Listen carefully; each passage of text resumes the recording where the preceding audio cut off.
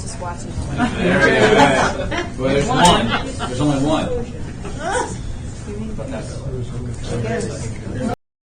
Okay, ladies and gentlemen, at this time, I am calling this meeting of the State Board of Elections to order. I want to remind everyone that the proceedings are live streamed and recorded, hence our very brief discussion here about whether the red light was on. And I would caution you that the receivers are very sensitive. They will pick up any conversation in the room. You already know that for a certainty. It'll also pick up pen clicking and paper shuffling. So I would ask you to keep those in a minimum, and if you wish to converse, please go outside into the hallway. It's not going to bother me if you're going in and out, or any other board member. Speakers who are on the list to speak, and will be doing so. We have a table at the other end of the room there. We had moved tables in the last meeting. That was because of a telephone connection, and we don't have that issue today. You may sit or stand as you wish, and please speak clearly. If anyone is here as a visitor, please sign the sign-in sheet. And I'll deal with the speakers when we get a little bit closer to the time we're going to have public speakers. At this time, we have 5 members present. I'm declaring that there is a quorum present.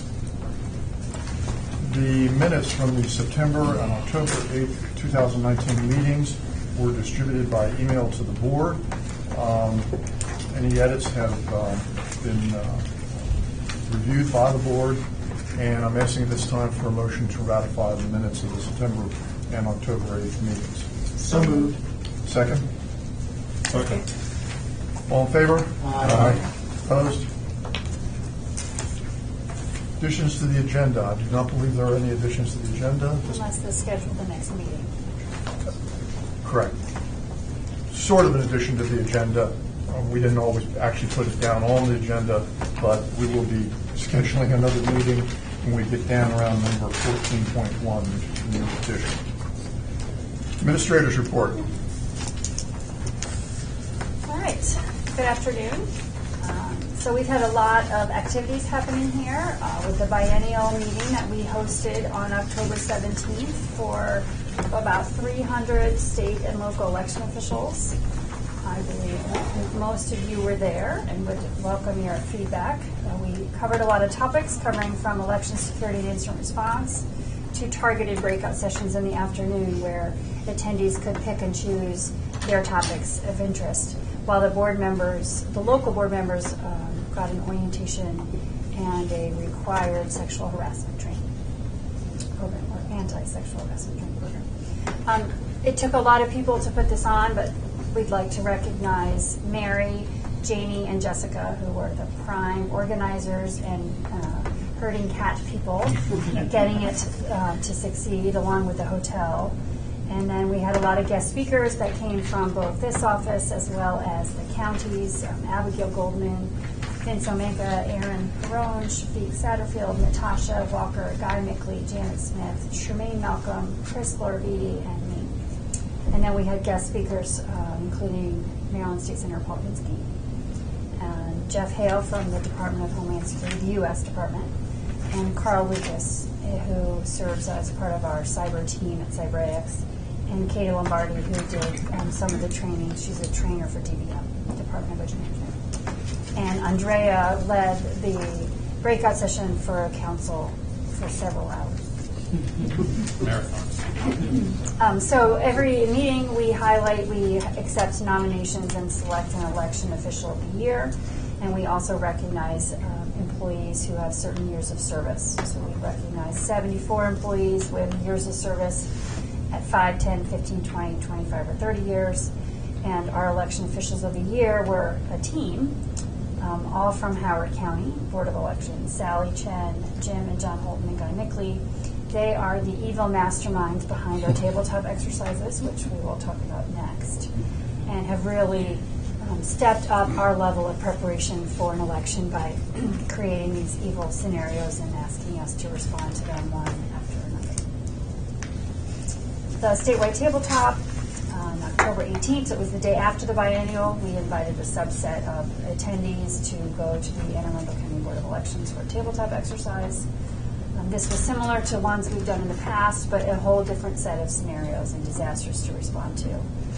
Again, as I mentioned, Howard County Board of Elections, the team came up with the scenarios, and Anne Arundel came up with offered the space and the layout and helped with the support. And Tracy here and Aaron here were the lead coordinators for the significant exercise. Last week, we were asked to brief the Senate's Education and Environmental Affairs Committee on 4 very specific topics: the Montgomery County local public campaign finance efforts, the process of separating the governor and lieutenant governor from the single ticket, election security, and the use of the ballot marking devices. So we presented information on each topic, and then there was a lively question-answer session after each one. And they seem to appreciate it. We don't often get sort of that amount of time to delve into a handful of issues, and it took 2.5 hours, so it was a long briefing. Then the next day, last Thursday, we had the U.S. Department of Homeland Security lead a tabletop exercise for us. It was very different than the type of tabletop that we hosted the prior week, but it was similarly useful.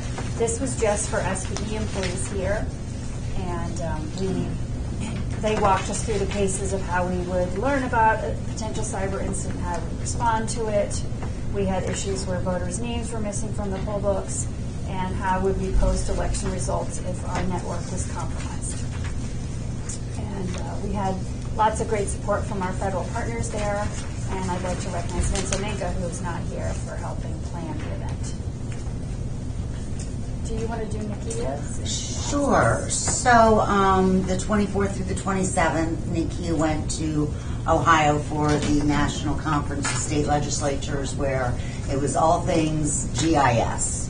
And she said she really learned a lot, starting with even the law, but then she really got to get down into the weeds and geek out. And I have no idea. She did this paragraph, so I have no idea what ERSI and Citygate and all of that, but she is spearheading the state GIS program within MD voters to make it robust for the upcoming redistricting. So, unfortunately, we had a death in our congressional delegation. Elijah Cummings passed away a couple of weeks ago, and with your permission, Mr. Chair, I'd like to just have a moment of silence to recognize the passing of Congressman Cummings.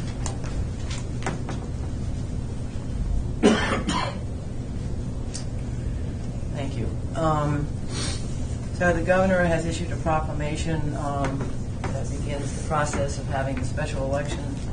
Primary election will be on February the 4th, and the special general election will be combined with the 2020 presidential primary election, which is scheduled for April the 28th. But the filing started yesterday. I think we've had 4 or 5 people file so far. Filing deadline is the 20th of November. Then December the 3rd is our deadline to certify and display the ballot for the primary. And then December 21st is the MOVE Act, which is the deadline to get our ballots out to our military and overseas voters. February 4th is the deadline for candidates of other parties to file their required paperwork for the special general election.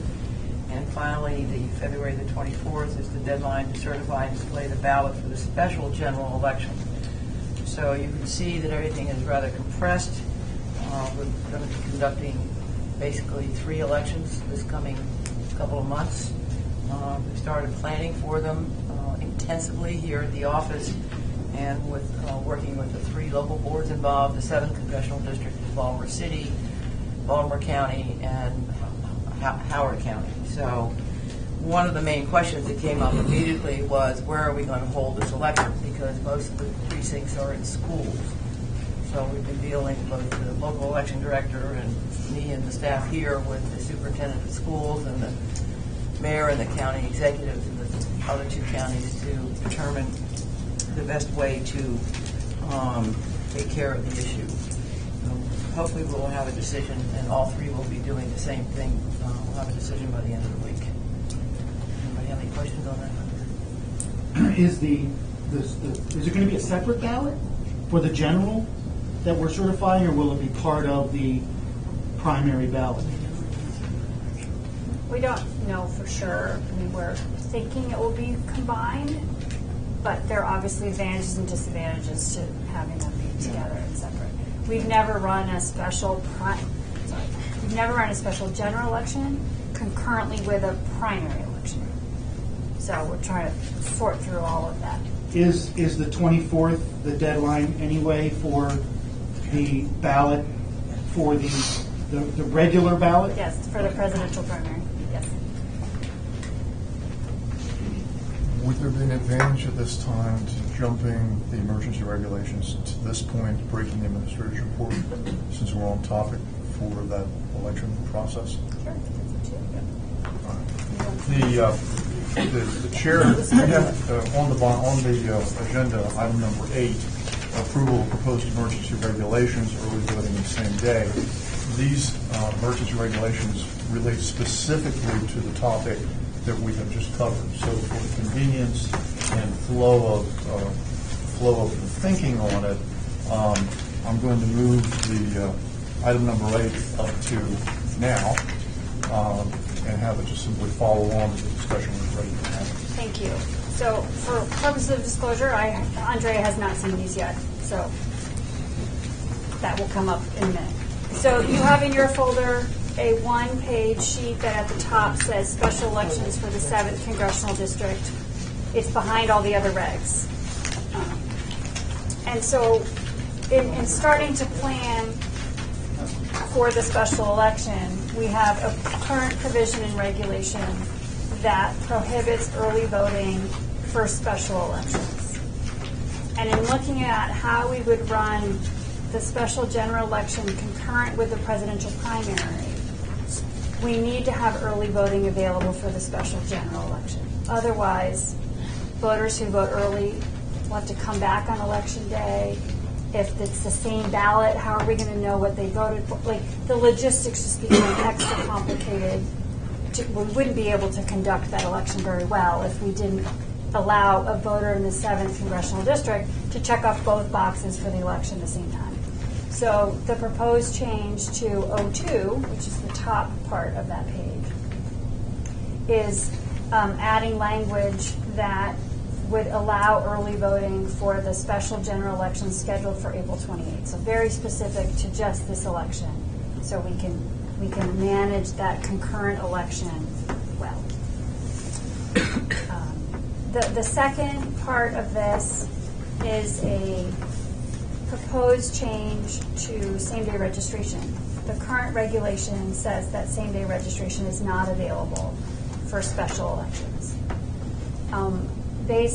Legislation was passed this past session that went into effect October 1st that requires same-day registration on election day. And it's the advice of the Attorney General's office, the legislative history, that this would apply to same-day registration, to special elections. And so this proposed change to C makes same-day registration applicable on election day for a special election.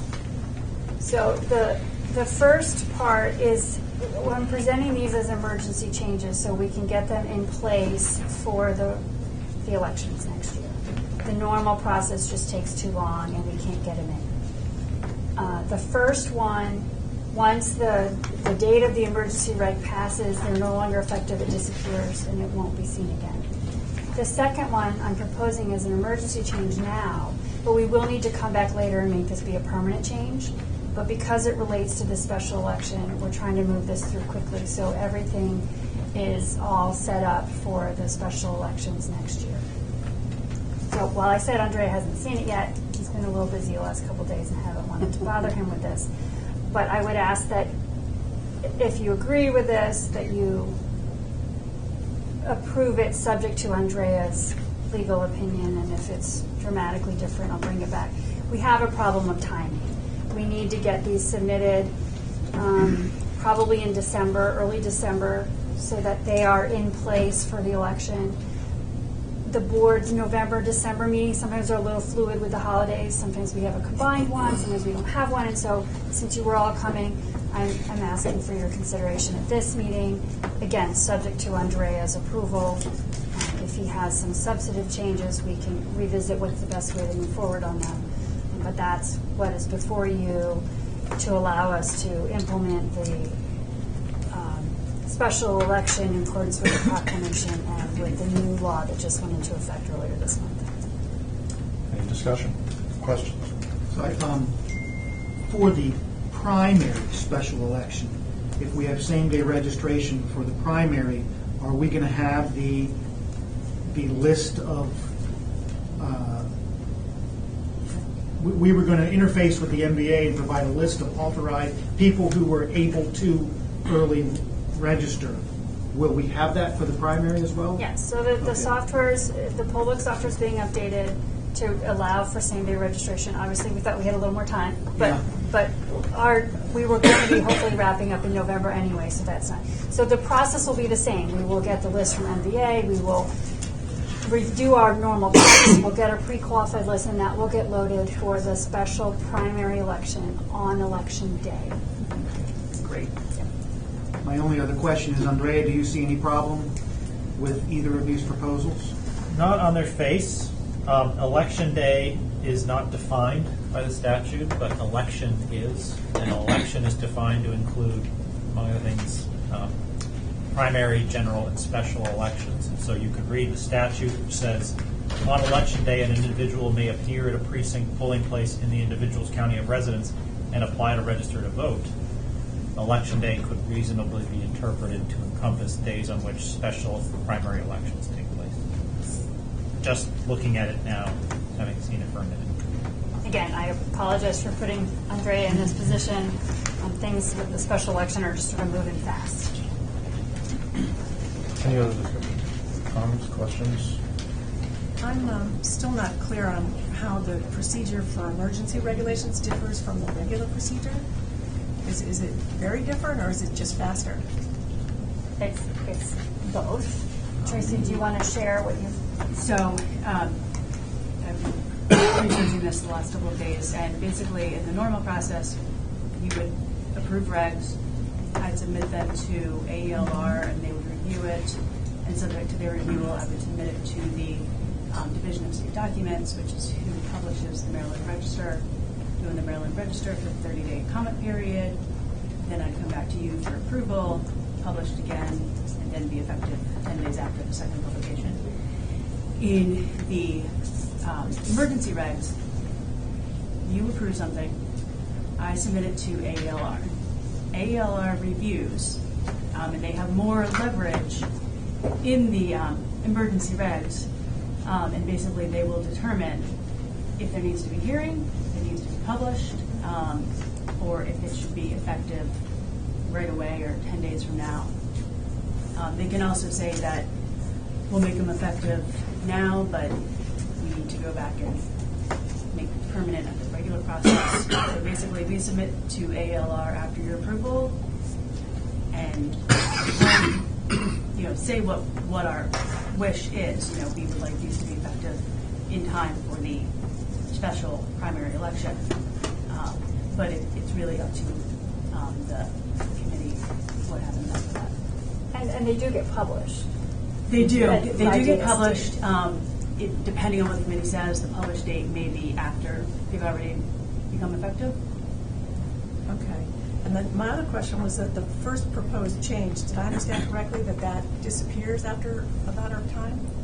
So all emergency regs are good for up to 180 days. Again, that's something that we will put a date on when I submit them, but at most they are good for 180 days. Okay, so if we don't take action to make it permanent, it just disappears. Correct. Got it. I have a question that's not about the regs. Maybe it's a stupid question. On April 28th, it is our regular primary election day. So I go into my polling place and I'm given a ballot based on my party registration. But it also happens to be, it'll be the same day for the general election, this general special election for District 7. So am I given another ballot? We're still trying to determine that. Because it can't be on the, Right. it can't be, We don't know how. it can't be on the same ballot. Well, It can be on a Democratic ballot, it could be on a Republican ballot, and then there would be potentially a nonpartisan ballot or a third-party ballot, whatever you want to call it, that those that are not affiliated with the principal political parties would have the opportunity to come in and vote for just that office, the 7th, general. So we're still trying to figure out the mechanics of the ballot system, but we're hoping that it will at least be on a separate pages. Good luck with that. We're Thinking that theoretically, it would be possible for a candidate to win the general election and lose the primary on the same day? yes. You're right, yeah. You figure somebody's name's not on one of those. Right, okay. They have to. In theory. Yeah, They have to specifically file for each. right. Mixed bag outcome. Any other comments or questions? Okay, at this time, the chair would entertain a motion to approve the emergency regulations subject to legal review. So moved. Second. Moved and seconded, all in favor? Aye. Opposed? Yes. I would like to conclude this part of the report by thanking the governor's staff because they worked with us and took into consideration a lot of issues that we raised before he issued the proclamation. So it was very helpful. And noted by the board. And now we'll return to the administrator's report. Item 2, election reform. Good afternoon. So under election reform and management, I have an update on the election judges manual. So all the chapters and appendices of the election judges manual have been posted to the online library, so local boards are able to make their customizations. I will begin working on the early voting manual, the same-day registration, the address change manuals, and the page program manual. And like Nikki said earlier, everything it has been going fast, so because of the special election, everything has to be done relatively soon. And the second item under election reform is the I Voted sticker contest. I'm very excited to announce that we received over 650 submissions of I Voted stickers, artwork, I should say. The Maryland Department's State Education Division is conducting some internal adjudication, and then public voting should begin around mid-November, it says, but it's actually going to be November 5th, and it will end on November 15th. So we're well on our way to displaying artwork from our local school children. That's exciting. I know. Okay, on to voter registration. Currently, the team is undergoing a mock election on the 7.2 software release. And so after it has gone through user acceptance testing, the team touches pretty much every module of the MD Voters database just to make sure that there's no regression. So far, so good. Everything's good. And then I have provided you the numbers from MVA, and you can see that with automatic registration, the numbers are increasing. I haven't had a chance yet to start triaging how different and how expansive the numbers are, but we will be doing that shortly. And then the non-citizens reported to the state prosecutor. Hold on one second. I know we had a conversation before, and I can't remember what was said, about finding out from the state prosecutor what's happening to the ones like a non-citizen who voted. Are we prosecuting them? Is it falling through the cracks? Have they declined to prosecute? They certainly investigate. I don't get any of the results as to whether they prosecute or don't. If they have any questions or feel that they need additional information, they'll reach out to me, but they don't give me the disposition. Is that something we can get? Do you know, Andrea? Is that something that? I can certainly inquire. I'm not a criminal lawyer, so I don't know how close to the vest they are with prosecutorial files, but I can find out. Can you do that? Maybe we can find out for the next meeting. That'd be interesting to know. I mean, I know it's not a statistically significant number, but it'd still be interesting to know what we do with those that commit these felonies. Thank you. Under the Candidacy and Campaign Finance Division, we have currently 43 candidates that have filed at SPD for the 2020 cycle, and as Linda stated, we have about 4 people that have filed for the special election already for that.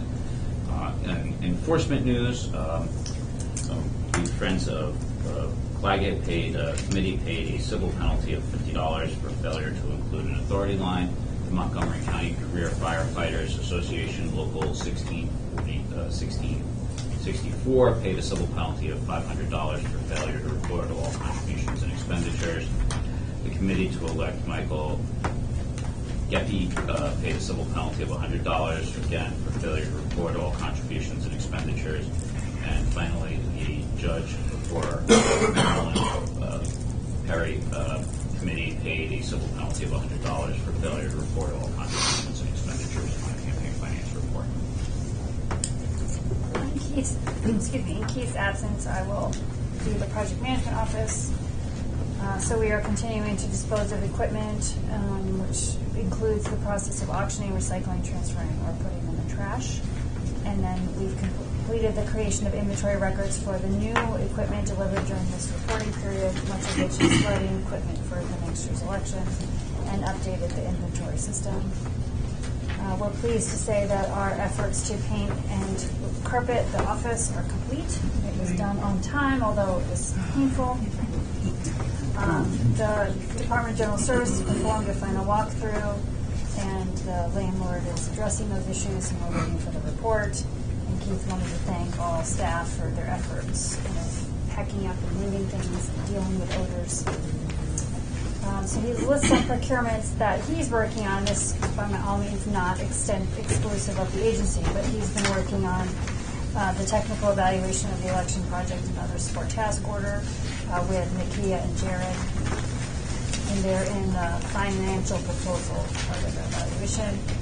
And Keith's been working on procurements to get privacy sleeves, black cards, and voting booths for the next election. We had a fire drill here last week.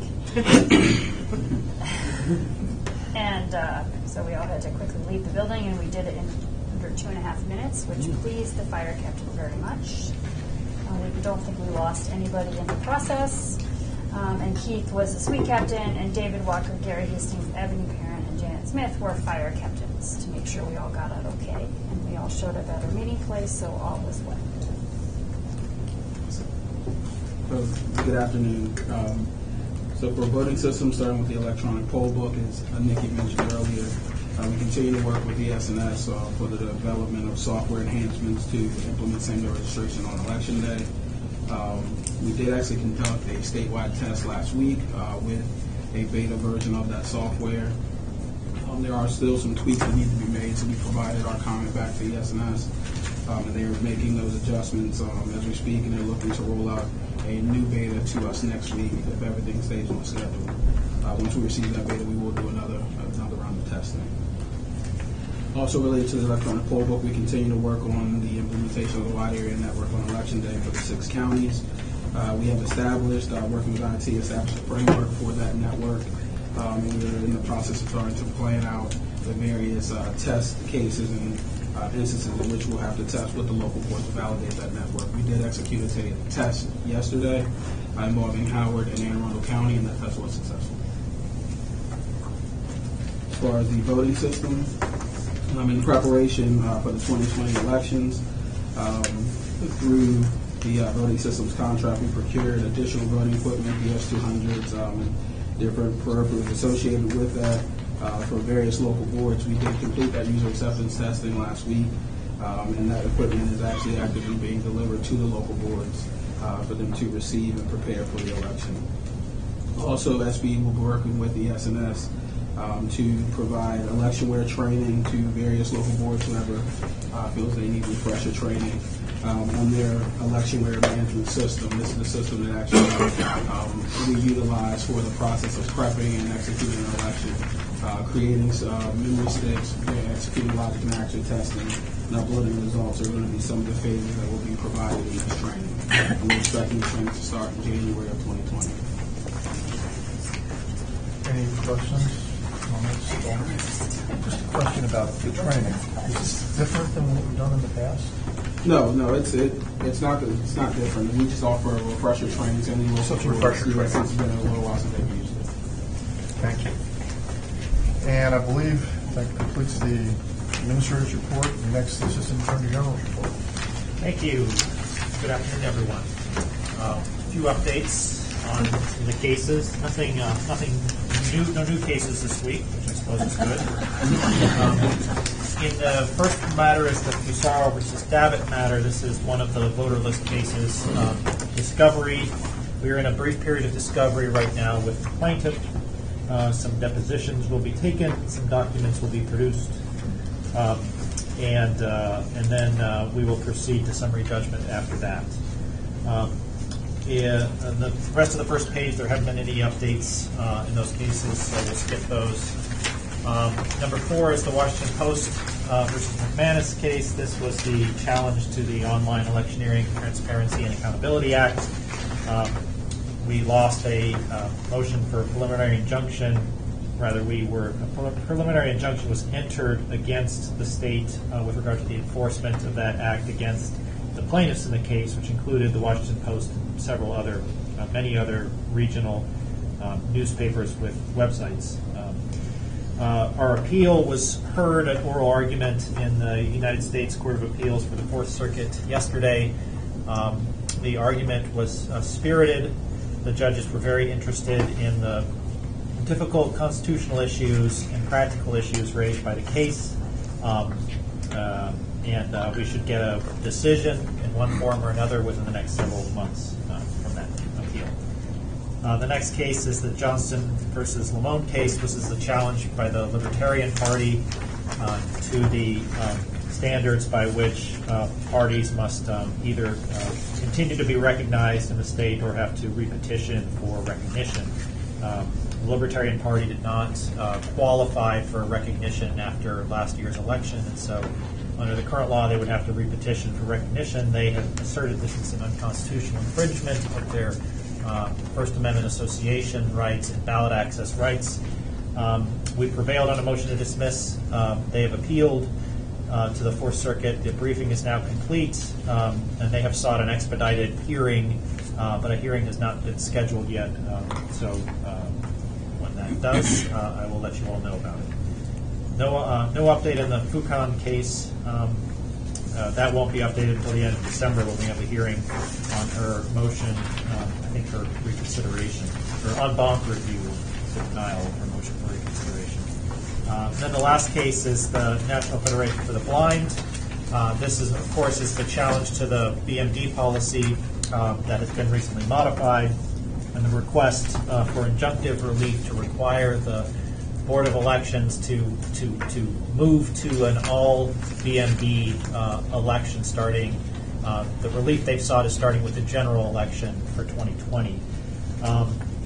We filed an opposition to their motion for preliminary injunction earlier this month with a number of declarations from people in this office, as well as Guy Mickley in the Howard County Board, Cindy Remy, who's here today, in the Harford County Board, Katie Brown in the Baltimore County Board. And as a result of that filing, they have asked the court to be able to take discovery in preparation for their reply brief because they want to test some of the things that some of the factual submissions we made with our opposition. We are currently briefing that request, and so don't have a sense of when the court's going to rule on it, but it's just given the nature of what they're asking for, it'll probably soon after they file their reply brief on that motion to take discovery. No hearing on their preliminary injunction motion's been scheduled. I suspect we'll get a ruling on their motion for discovery within a week or so of when they file their reply brief. I suspect also they will file their reply brief soon, not wait the whole period of time that they have. And at that point, depending on how the court rules, will be whether they get discovery and whether things get kicked farther down, or whether we go right to a preliminary injunction hearing, or whether the court decides it's just going to grant our motion to dismiss and let the case go away. So a lot still up in the air with that case. Obviously, it impacts a lot of what this office does in preparation for the elections next year. The special election certainly throws a wrench in everything as well. I do appreciate all the work that Shafiq, a lot of you have done to help out with gathering the evidence we need to show that it would be particularly burdensome to comply with an order along the lines of what they've asked for. And so thank you to all who have helped with that. And I think that's my last case. Any questions? Any questions? No? Thank you, Mr. Attorney. We're now at item number 6, approval of final regulations of Title 16, provisional voting. You're going to take that one. That is me. Okay. So in your folder, you have 3 documents that pertain to number 6. The first is a memo dated October 22nd, just stating that these regulations are up for a final proposal. And then you also have a memo dated June 10th.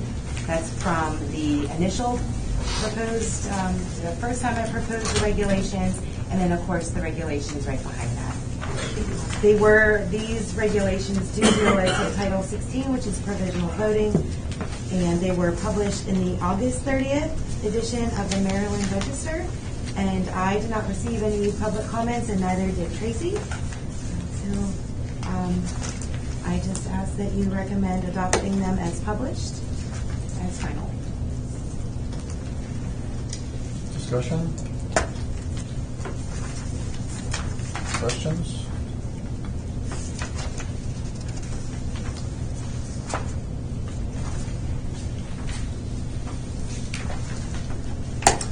Okay. The board will, the chair will entertain a motion to approve final regulations, subtitle 16, provisional voting. Second? Second. All in favor? Aye. Opposed? Motion passes. And 16 is approved, subtitle 16. Moving to agenda item number 7, approval of final regulations, subtitle 19, same-day registration. And that will be handled by? Excellent. So just as with what Aaron just said, these were regulations that you had originally approved in July. First off, in front of you, you have the memo that you were sent early last week from myself. You also have my original memo from July 11th, and then behind that you have the proposed regulation. So these were published September 13th in the Maryland Register. I did not receive any comments.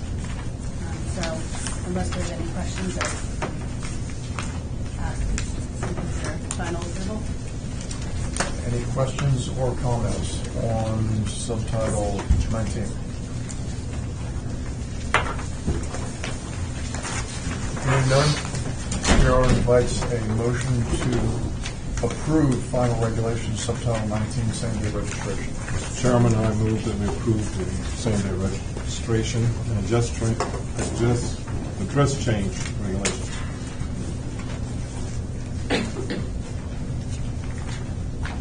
Same-day registration. Same-day registration and address changes. If you look at it, there's 2 things that involve that. Same-day registration and That's the name address of the title. changes. Okay, well done. Any second? Second. All those in favor? Aye. Aye. Opposed? Motion carries. Thank you. And the regulations are, we've dealt with item number 8. We're now at item number 9, approval of early voting centers. And who's going to handle this one particularly? I'm not Nikki. I want to be Nikki. All right, so as I have done in past board meetings, I made a presentation here. So I don't know how they're all listed by county, of course, and then if you want me to do one at a time and then you do an approval, I'm not sure, but you stop me whenever you're ready. So go ahead. Board have any inclination? Okay. Preference for one at a time. Okay. All right. So this was distributed to you, I think, earlier last week. So we'll get started first with Baltimore County. Baltimore County is required to have 11 early voting centers, and they are proposing a new center to replace the administration building at Towson University. They're going to use the South Campus Pavilion at Towson University. 80% of the voters live within 5 miles of one of the 11 centers. It is accessible. It allows for electioneering. It is accessible by public transportation. There's adequate parking there, and it is also adequate to handle the estimated peak voting hours of early voting. So this is a map of all the early voting centers in Baltimore County. The green ones are what they used in 2018, the ones that with a green circle around them. The one with the red is the proposed one, but because it's Towson University, it's right there. So again, they're just changing buildings from one building to from the administration building to the South Campus Pavilion. And I will show you also, I'm kind of zoomed in on the area. So up here in the corner, that's where the administration building is, and then over here is where the pavilion is, and it's 1.1 miles away. So you can see exactly where that's at. This is the front of the front entrance of the South Campus Pavilion. And I also added, I believe, another photo that they actually have like a drop-off. So they have a voter drop-off too, if that's necessary. This is a schematic of how voting inside that building will happen during early voting. I can go through it, but I think it's very clear to see the flow of how voters will vote. And this last slide for Baltimore County lists all 11 centers with the South Campus Pavilion included instead of the administration building. So that is Baltimore County. And yeah, I don't think anyone from Baltimore County is here, but if you have questions, I'm pretty confident that I could answer them for you. My only question is, it says recommendation approved. Is that the staff's recommendation? Yes, Okay. that's correct. Any further questions, comments? Chair invites a motion to approve Baltimore County. I guess we're approving all of them, really. Sure, yes. Yeah. I move that we approve all 11 Baltimore County early voting sites as presented. Second. All in favor? Aye. Opposed? Passed. So the next is Charles County. Charles County has 2 early voting centers. They have to replace the La Plata Firehouse, and their proposed new center is the Sacred Heart Friendship Hall. 50% of the voters live within 10 miles of one of those 2 centers. It is accessible for early voting. It allows for electioneering. There's adequate parking. It is accessible by public transportation, and again, it can handle estimated peak voting hours. Now, when you say 50% of voters live within 10 miles of one center, so you have 2 early voting centers. So they're within 10 miles. I would think that the county is a little larger than that. 50% of them, half the voters within 10 miles of one center, and the other half within 10 miles of the other center. 50% of the total voters in Charles County live within one of those centers.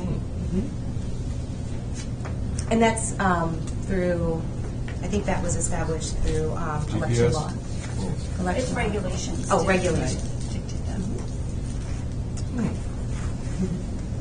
All right, so here's a map of Charles County. Again, the 2 green circles are the early voting centers that were used in 2018. And you can see the La Plata Firehouse there, right north of the Sacred Heart Friendship Hall. And again, I zoomed in so you can see how far it is from the early voting center that was used in 2018 to the proposed new early voting center. So it's 1.3 miles away. And then this is the entrance, the voter entrance to the Sacred Heart Friendship Hall.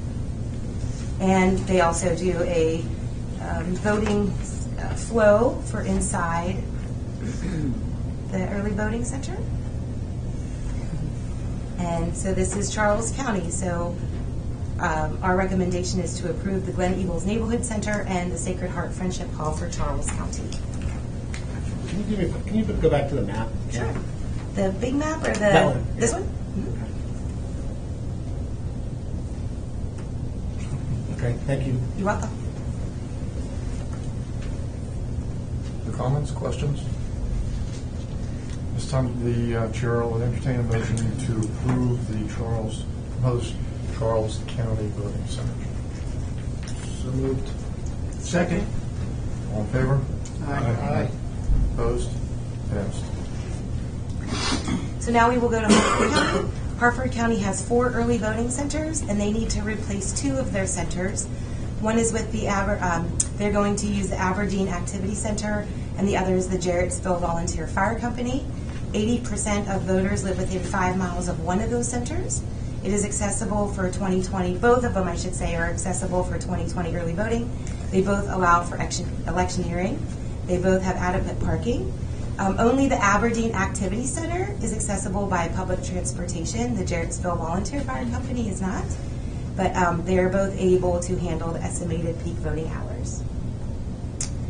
So again, here is a map of Harford County. You only see 4 green circles because the Aberdeen area is so tight. I had to zoom in again. So Jarrettsville Volunteer Fire Company is the one that is circled in red, and that's the new one that they're proposing. And so the next slide will show you, this is a close-up of the Aberdeen area. The Aberdeen Fire Department is the one that was circled in green, and the Aberdeen Senior Activity Center is literally right down the road. And I do think I did, yes, it is 0.2 miles away, so it's very close. So we will start here. Oh, yes, and then here is the distance between the existing center, Jarrettsville Library, and then the proposed new center, Jarrettsville Volunteer Fire Company, which again is 1.1 miles away. This is the voter entrance to the Aberdeen Activity Center. And I believe if you remember back in March of 2018, the very first weekend, we had a very bad windstorm, and a tree actually fell into this building. So they used it before, but because that tree caused damage, they had to hurry up and make an emergency change. So this was used before, and now they are going to go back. This is the voter flow inside the Aberdeen Activity Center. And I think the next picture is then a picture of the voter entrance for the Jarrettsville Volunteer Fire Company. And this is the voter flow for inside there. So staff here recommends that you approve the 4 early voting centers for Harford County. And Cindy Remy, the director, is here if you have questions for her. Any questions or comments on the board? This time, board will entertain a motion to approve the Harford County voting centers. I move that we approve the 4 Harford County early voting centers as presented. Second. All in favor? Aye. Opposed? Passed. Queen Anne's County. Okay, so Queen Anne's County has 2 early voting centers. They want to replace the Kent Island Library with the Kent Island Fire Department, which again, they have used in the past. And I think in 2018, they have moved it to the library, but now they want to go back to the fire department. 50% of voters live within 10 miles of one of those centers. It is accessible for 2020. It allows for electioneering, has adequate parking, is accessible by public transportation, and will handle estimated peak voting hours. Here is a map of Queen Anne's County. So you can see the 2 that are circled in green are the ones that were used in 2018. The one that is circled in red is their proposed new center. And here is the mileage between the existing center, I should say, and the proposed new center. It's only 1.2 miles down the road. This is a picture of the Kent Island Fire Department. That's the voter entrance. And this is their flow. I was worried about how that would come out on the screen because it looks fuzzy to me, but this is their voter flow. And staff recommends that you approve the 2 Queen Anne's County early voting centers. Questions, comments?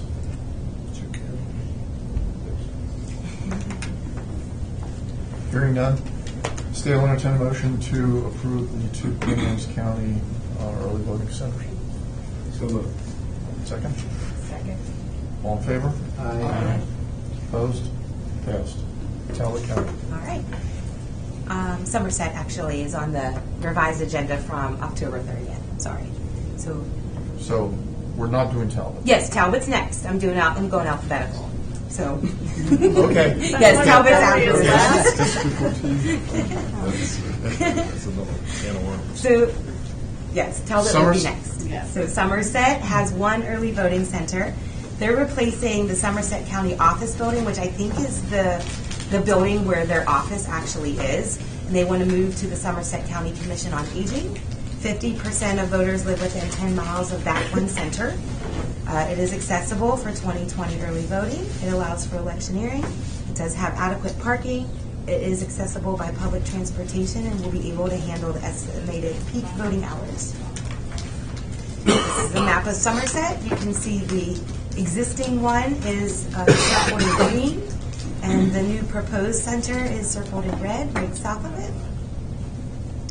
And again, it's 6.4 miles down the road. This is the voter entrance to the Somerset County Commission on Aging, and this is inside the center or the room and the voter flow. And I recommend that you approve the Somerset County Commission on Aging as their new early voting center for 2020. Questions? Comments? Chair will entertain a motion to approve the Somerset County early voting center. Second? Second. All in favor? Aye. Opposed? Yes. Now, which one is next? Talbot. You're lucky St. Mary's didn't have one. Okay, so Just point of information. Yeah. We're only voting on a county that proposes a change. correct. Just Or making if there were new ones that they wanted to propose. sure. Okay. Other counties, I should say. Okay. So Talbot County has one early voting center.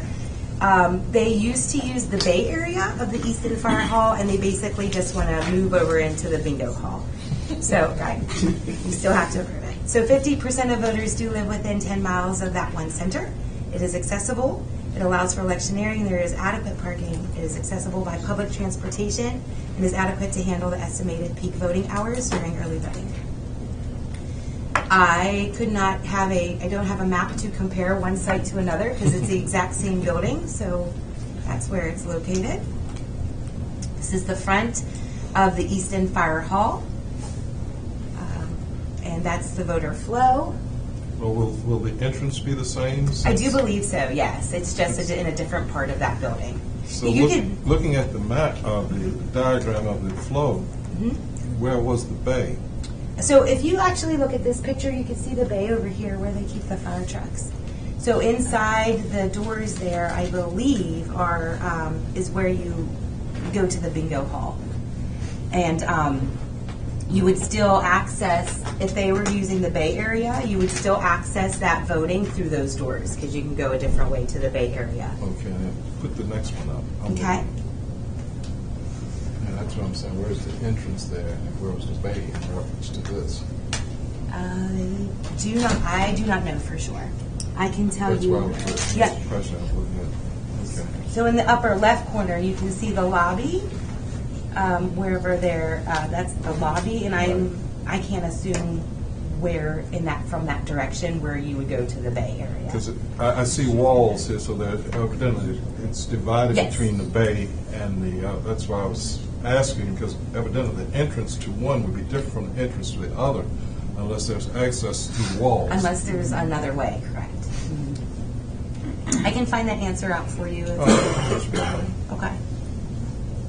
And I do believe this, the bingo part is much larger than the actual bay. So, plus you have to relocate the fire trucks too when you use the bay. No bingo that night. There's no bingo on 8 nights. Different kind of bingo. Staff recommends that you approve the location of the Talbot County Early Voting Center to the Bingo Hall and the Eastern Fire Hall. Comments, questions?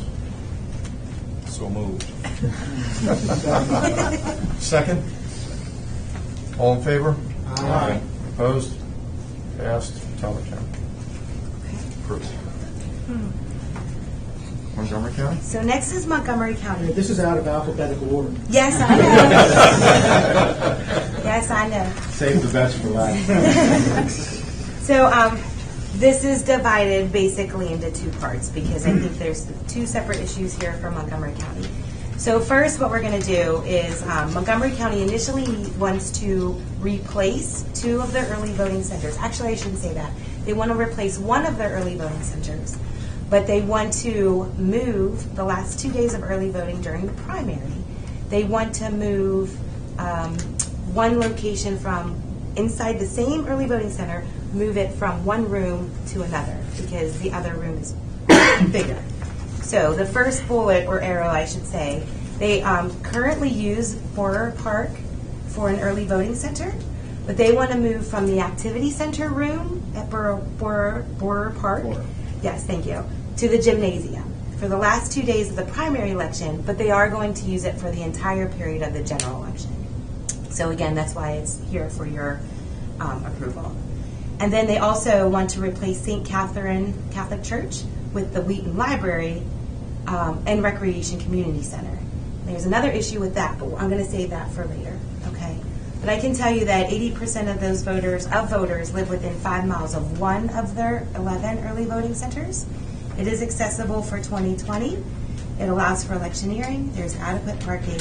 It's accessible by public transportation, and it is adequate to handle the peak voting hours during early voting.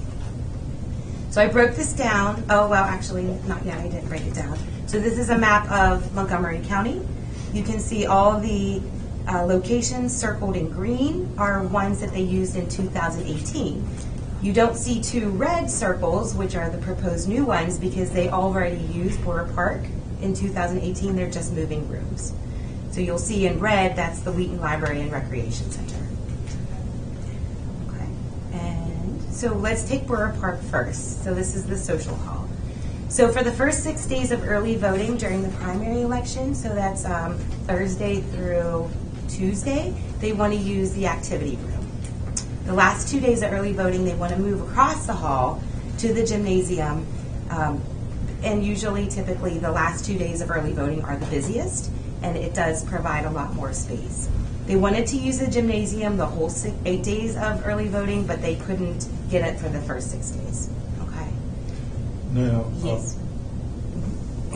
you say move, that means they have to disconnect, move the equipment, reconnect, and they have to do this after voting hours, but Right. before the polls open the next day. That's correct. So that sixth day of early voting, once the polls close that day, they have to disconnect and move across the hall. That's right. And have it ready for voting on the seventh day. The next day. Correct.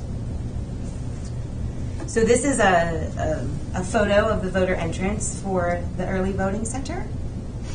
And I have two voter flows. This is the social hall, which again, they're planning to use Thursday through Tuesday. And then the next one is the gymnasium. And you can see it is quite bigger if you look at the dimensions of it. Okay. Could you go back to Absolutely. back one more? There we go. So you can see even the length of the room on the bottom, I think that's 90 feet.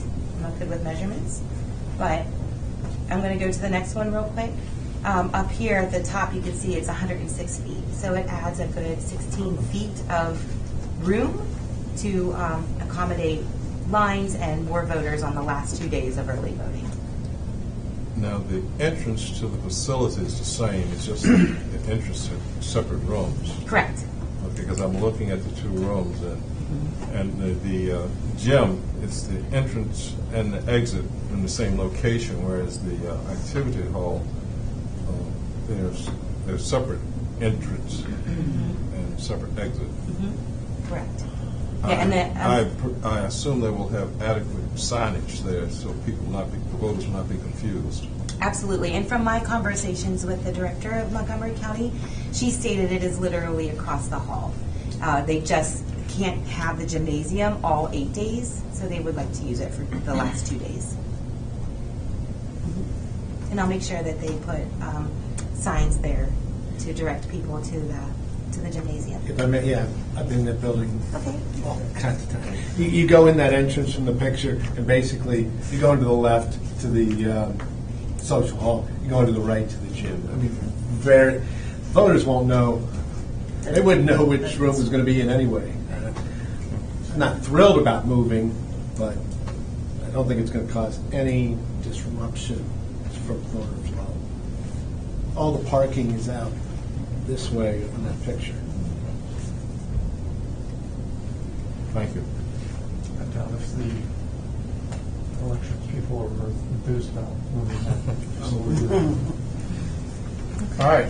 So that's Bohrer Park.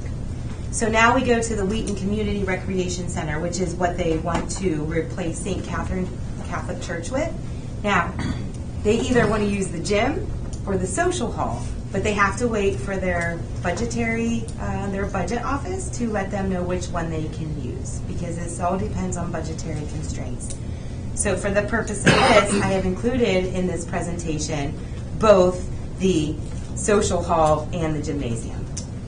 Okay, so this is the main voter entrance to the building.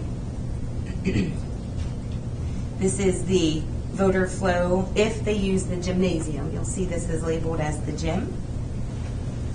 And then this is the voter flow for the social hall if they use the social hall. That was much larger. The gym is? Yeah. Mm-hmm. Yes. Oh, double, actually. Yeah. Because exactly, yeah. Okay, and, whoops. And so the price, is that different between the social hall and the gym? Do I understand that? I would think that probably the number of election judges, for instance, that they hire for the gym would be more than what they do for the social hall. It may be equipment. It looks like it's equipment because, for instance, in the social hall, they want to use 20 voting booths. However, in the gym, they want to use 25. And they're not sure that money is available to pay for 25? Let's see. I can tell you exactly what this says. The room selection of either the gymnasium or social hall is delayed until a review of budgetary constraints is completed. Okay, let me interrupt for a moment. Montgomery County. Oh, yes. Getting very excited out there in the gallery. Who would like to speak? We think that issue's been resolved. Yeah, our understanding is that, first of all, the board voted that the gym is the priority. That is the preferred choice. I don't remember the exact vote, but it was the gym was the priority. The only budgetary issue that I'm familiar with is that the facility is brand new. It opened like about a month ago. So they have a brand new gym floor, and they want to do something to protect their floor. And originally, they suggested that we should be doing something to protect their floor. And of course, we pointed out that there may be others who will also be using their gym floor other than us. And our understanding was, what Jim and I had heard, I believe, was that the Recreation Department had found money for the floor covering. If not, Councilmember Hucker is here, and I'm sure that he will help us in finding I think it's about $5,000 that we need in order to cover the floor of the gymnasium. That's my understanding. We believe it's been resolved. You believe it's been resolved? Okay. So if it's been resolved, this presentation needs to be adjusted accordingly. So it's not an issue of two locations, it's only just one. Is that correct? It's the same location, it just depends which room. You're right. Mm-hmm. So if we focus on the gym. Correct. To me, that's the location. Within the same facility. Mm-hmm. But don't we have to vote on which location inside the location? Yeah. So in other words, we're voting on the one with the gym. Correct. That's our preference. What happens if they can't get the floor covered? We voted the other one. Our understanding is that that's been resolved, and they're going to get the floor covered. That's my understanding. Yeah. That's what we were told. Perhaps if we phrase it this way then, is it Montgomery County's position that you are withdrawing the social hall proposal, and you're asking us to approve the gymnasium. Correct. Okay. That's the preference of the board. We took that vote. Believe me. So, therefore, we have a withdrawal by the board, social hall. The gym is the only, at this location, it's the only facility that's on the table. Okay. So, any other questions, comments, or thoughts? In general, or just about that? Well, I'd like to keep it sort of somewhere on those designated, the two. Yeah. Per presentation. Because I mean, I have a general question around this before we ever get to this other site that has to do with these 11. You're talking about the G2 on the agenda?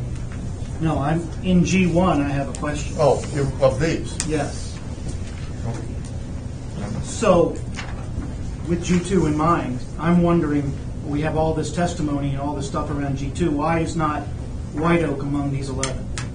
I kept that separate. I understand that, but I'm Yes. saying, not as a 12th site, but why isn't it among the first 11 if it's this important? Okay, that's a question that the staff can't answer. I mean, they're just not able to answer. That's not in their purview. I'm having trouble voting on 11, I guess is what I'm saying, and then considering a 12th later.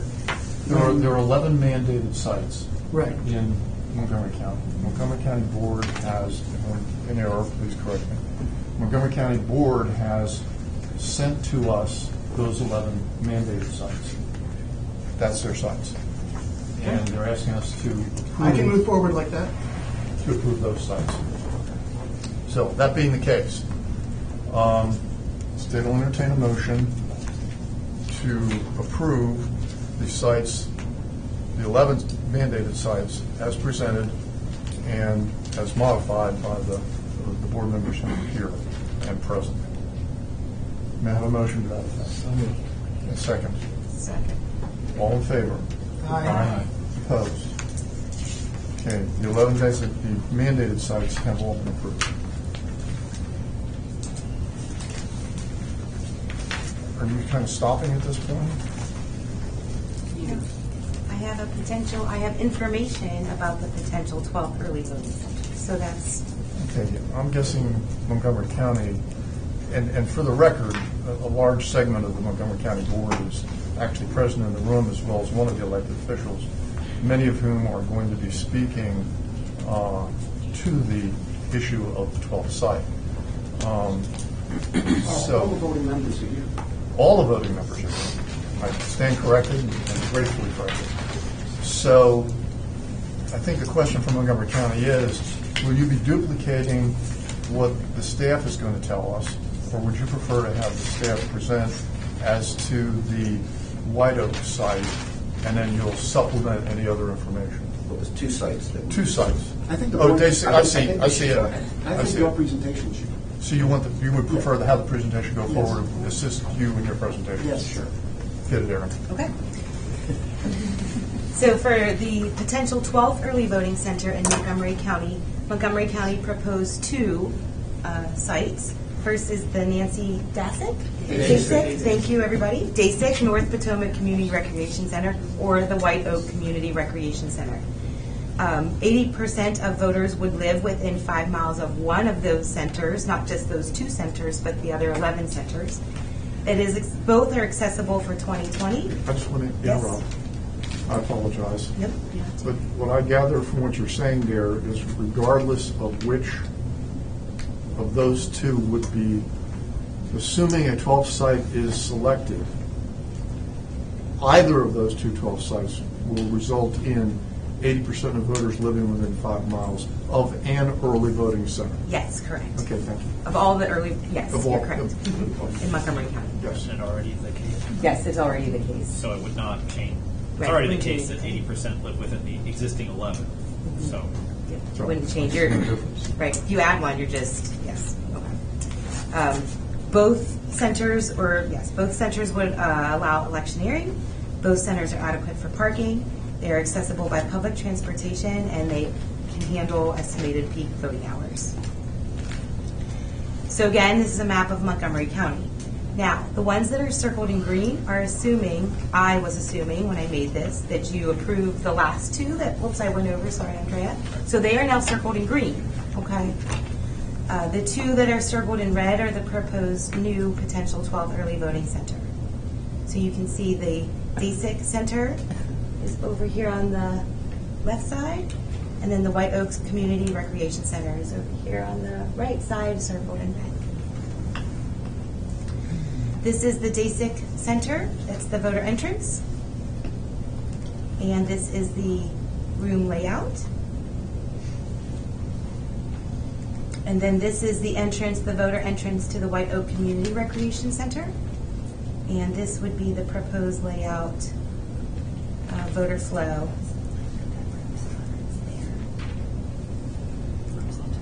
And that's my presentation.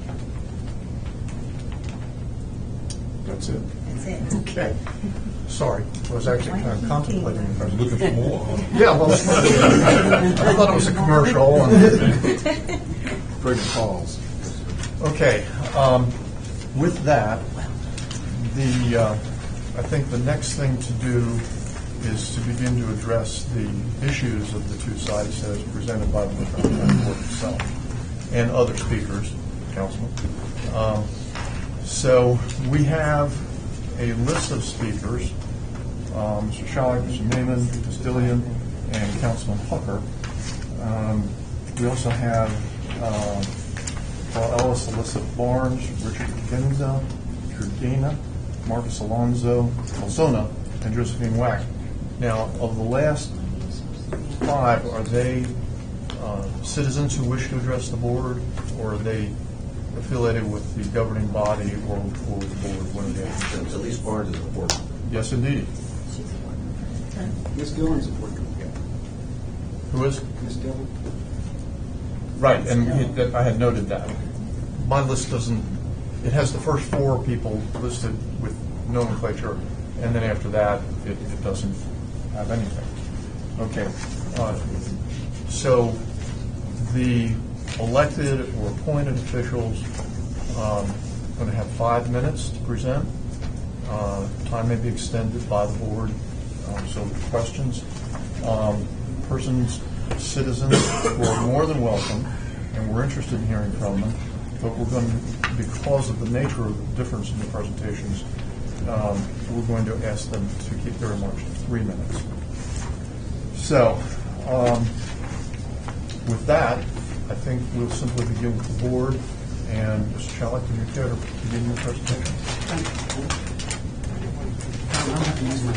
Okay, very good. Not on you. Good. You want them to Go change back that to to the map. Well, if we can go back to the map with the county map? proposed site. I'll get to that in a second. Mr. Chairman, thank you. Good seeing you again. Maybe. And, Mr. Vice Chairman and members of the board, staff, and Ms. Lamone and Ms. Johnson. I always want to thank you for the work you do. People think our appointments are political plums. That's not the case. Anyway, we tried, Mr. Chairman, to resolve the issue after our last meeting. You know, the majority of our board came here to say that the majority of our board didn't want or need an extra early voting site. But notwithstanding that, you directed us to come back with a suggested location. We couldn't. Unfortunately, this issue has become very divisive and contentious. Sadly, at the last board meeting we had uniformed police officers. Think about that.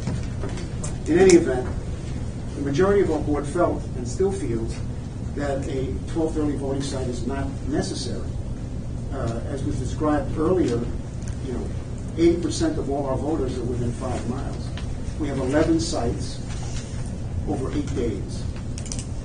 The main reason we felt that an extra site was not necessary was cost. An extra early voting site is $234,000 for the primary and the general total. And as you've mandated, we've got to come up with $349,000 for supplementing and upgrading our precincts, which we didn't have to spend last year. So we had a cost factor in terms of the taxpayers' money. In terms of the necessity of the site, although the county executive has backed off his initial letter, which is in the packet, and the county council has backed off their initial letter, which is in the packet, right before our meeting, when we voted not to have an early voting site, the county executive sent a letter, which I read, where he said he was concerned about the necessity of a 12th site in the primary. Same day, right before we voted, county council, I think 7 of 9 members, wrote us a letter saying they were in favor of a 12th site for the general election. I mean, a proposal that this board could adopt is to not have an early voting site at the primary. Initially, the county executive and the county council were on that page. Let's see what happens in the primary. One of the main, and then we can revisit, as Ms. Charleston said, Frederick once had a situation where they had no extra site, or no early voting site at a location. Then they had one in the general election. So it can be done. We can wait and see, because one of the main motives here for the supporters of White Oak, which are our board members and the government officials, we're all acting in good faith. This is not accusations of bad faith or anything that is beyond what's best for the voters. The main concern of supporters of White Oak was that in the general election in the last cycle, very long lines in Burtonsville and other precincts in the Silver Spring area. And that was bad news. Long lines are bad news. But and with the help of Councilman Hucker, he got us an extra $125,000 from the council, and we can thank him for that. He's a great supporter of our board and what we do. Our election director has told me that we're going to have an extra 144 scanners, extra 108 polling books, extra 154 printers, extra 26 ballot marking devices, and more personnel. So we are making the effort to make sure that there's no long lines in Burtonsville and other locations in the White Oak area. Let's give it a shot. If there's no lines in the primary, there's an argument to further the fact that we don't need a 12th site. Now, if you look at the map, you know, there's, I think, about 725,000, that's a lot, of voters who can vote in Montgomery County, active and inactive. But as you know, an inactive voter can vote if they show up. That's more than a number of states. Some people tell me it's more than 5 states. Some people tell me it's more than 4 states, the District of Columbia. But we're bigger than a lot of states. And our staff, led by Margaret Jurgensen, does a great job.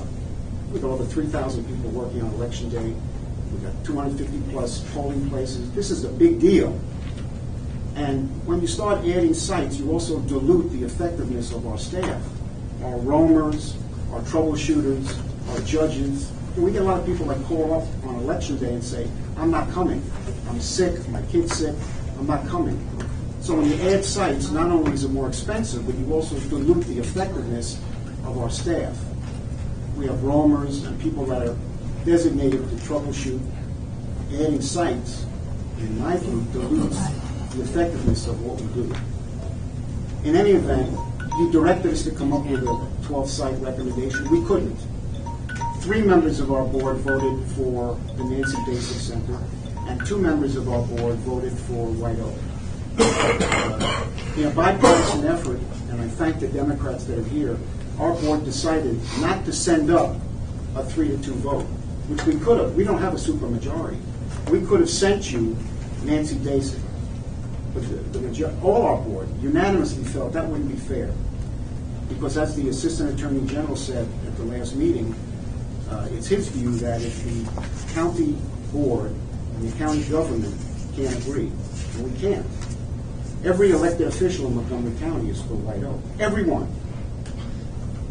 And if, according to the Attorney General's opinion, if county government and county board can't agree, then the discussion rests and the collaboration rests with the county government and your board. And we respect that decision, and we felt in good government, you should have both sides of this equation.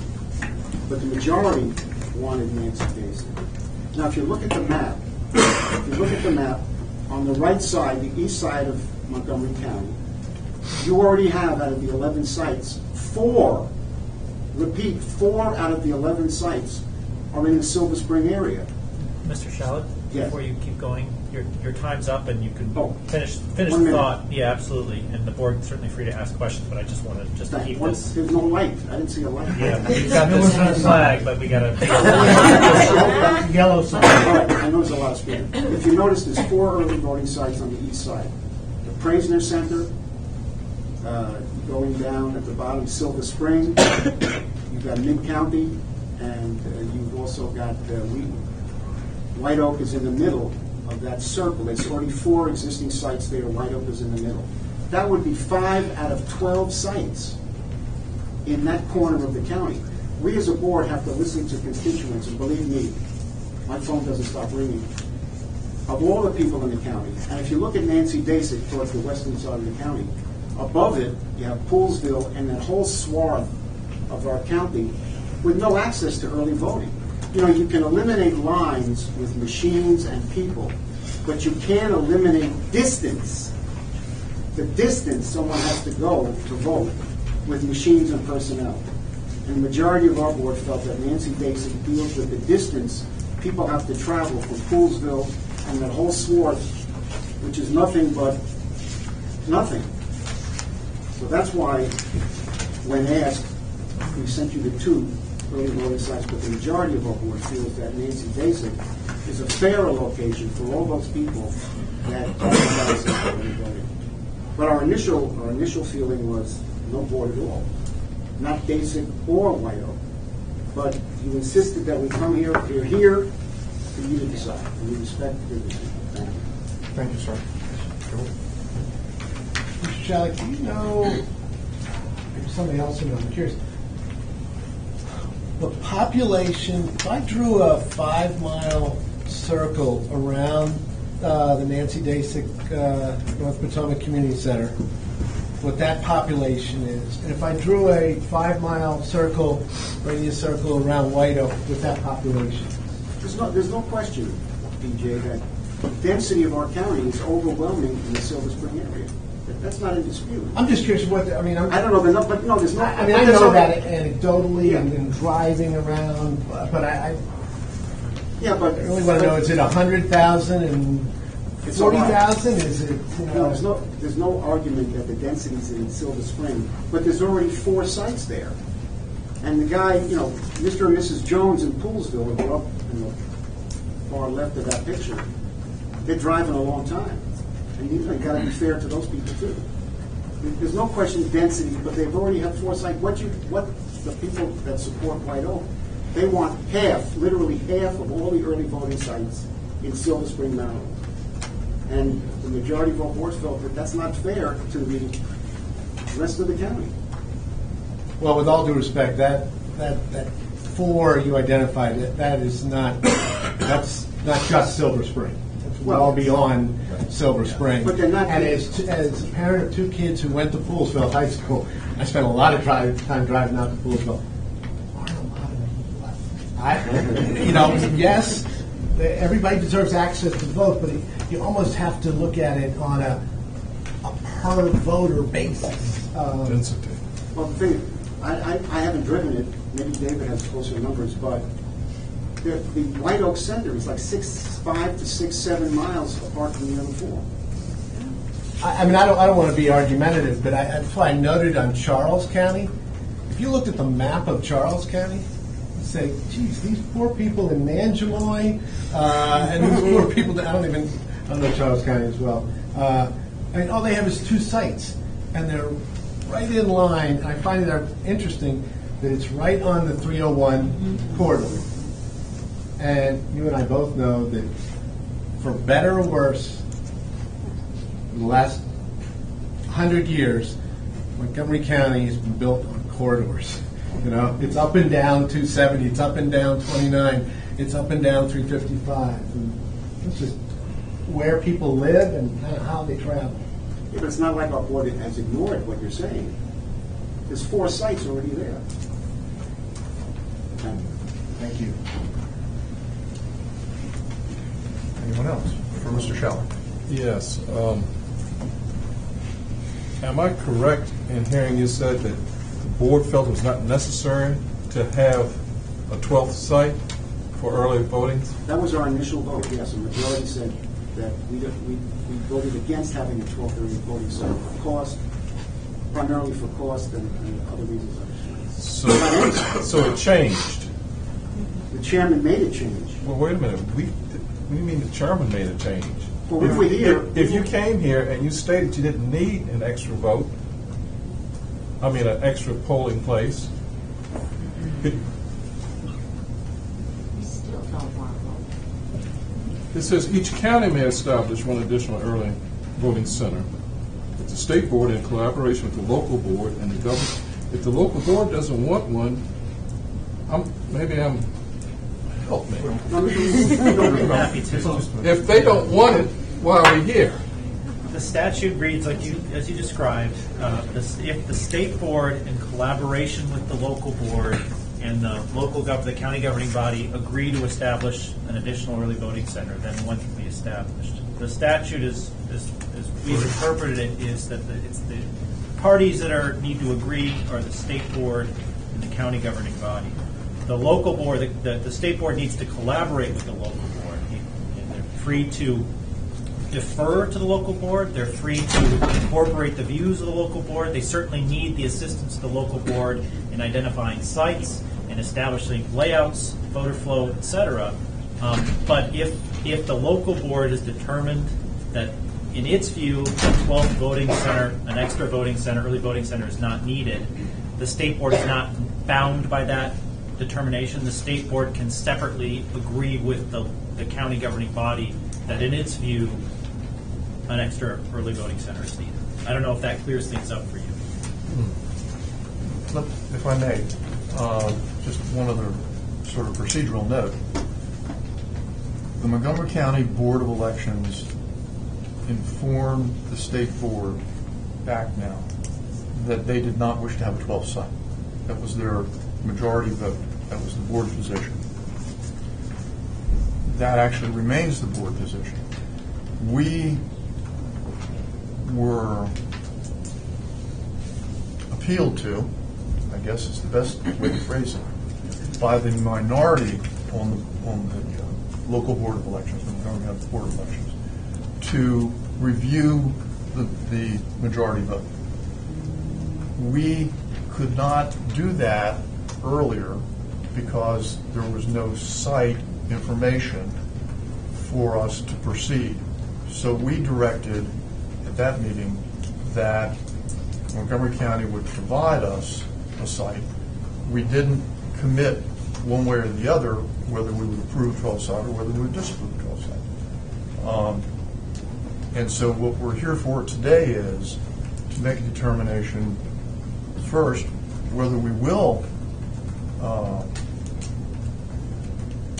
in effect overturn the Montgomery County Board of Elections and require a 12 site, and if so, which site we will direct them to deploy. And that, I think, is our procedural standing here today. That's where we are on this. So the speakers are addressing, in effect, two things. The last meeting really went to whether there should be a 12 site, but they're also addressing should there be a 12 site, and if so, which site should it be? That's what Mr. Shallett was doing when he started by saying, look, we didn't want a 12 site, but since you asked us to come forward with one, here's the one we're coming forward with. Again, and I was actually confused about this, council, and I talked about this earlier today, because of the way Montgomery County sent it forward the second time, their response to our contingency request was in the contingency that we agree there should be a 12 site. What should it be? Montgomery County, instead of voting for one and sending a minority, they actually voted unanimously to send two forward. So there is no, in terms of the contingent site, should we elect to have a 12th site, there is no majority position as to one side or another. Okay. Because of the way No, he's correct. No, our board.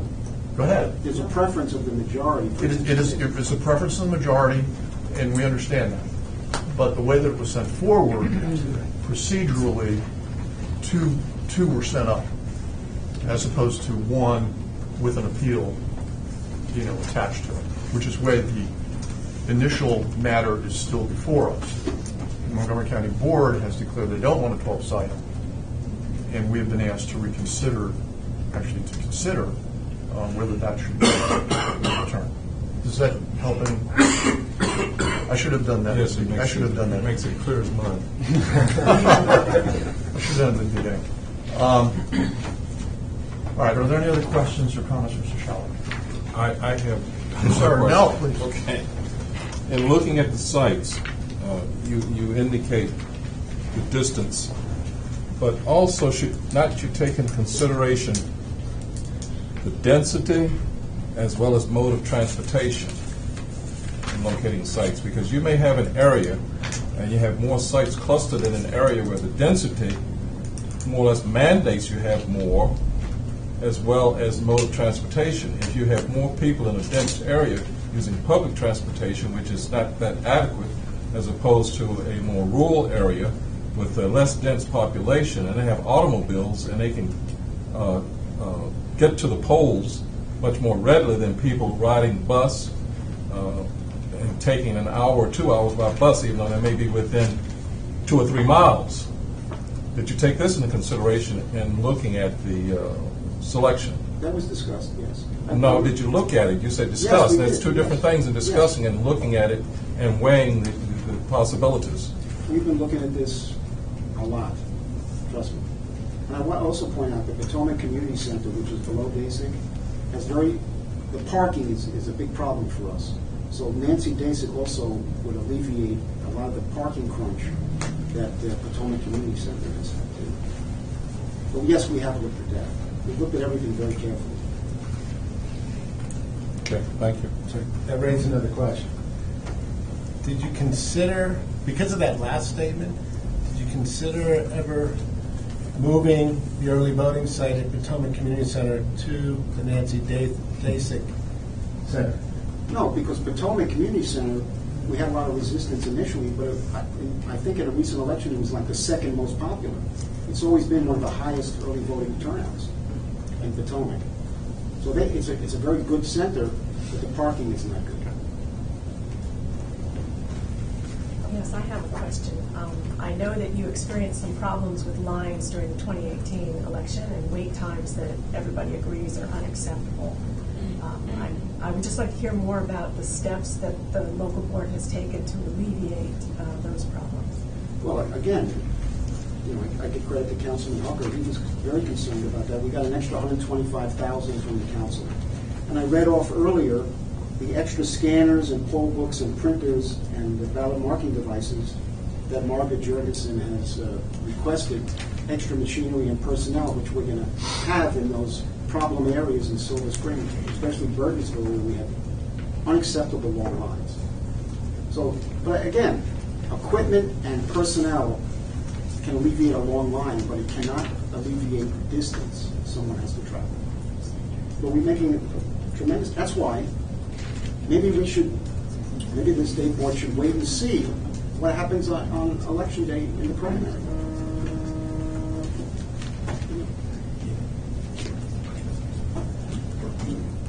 Which one of this is Burgessville?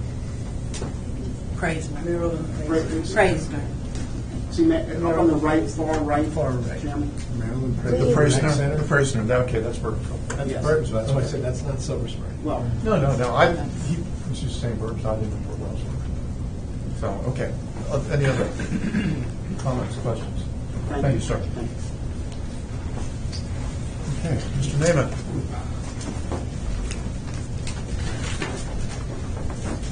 Now, just so everybody understands, I'm really going to try and hold the time limits, but I know Mr. Shalleck went long, and I know Mr. Naaman's going to go long. They're the primary speakers on this map.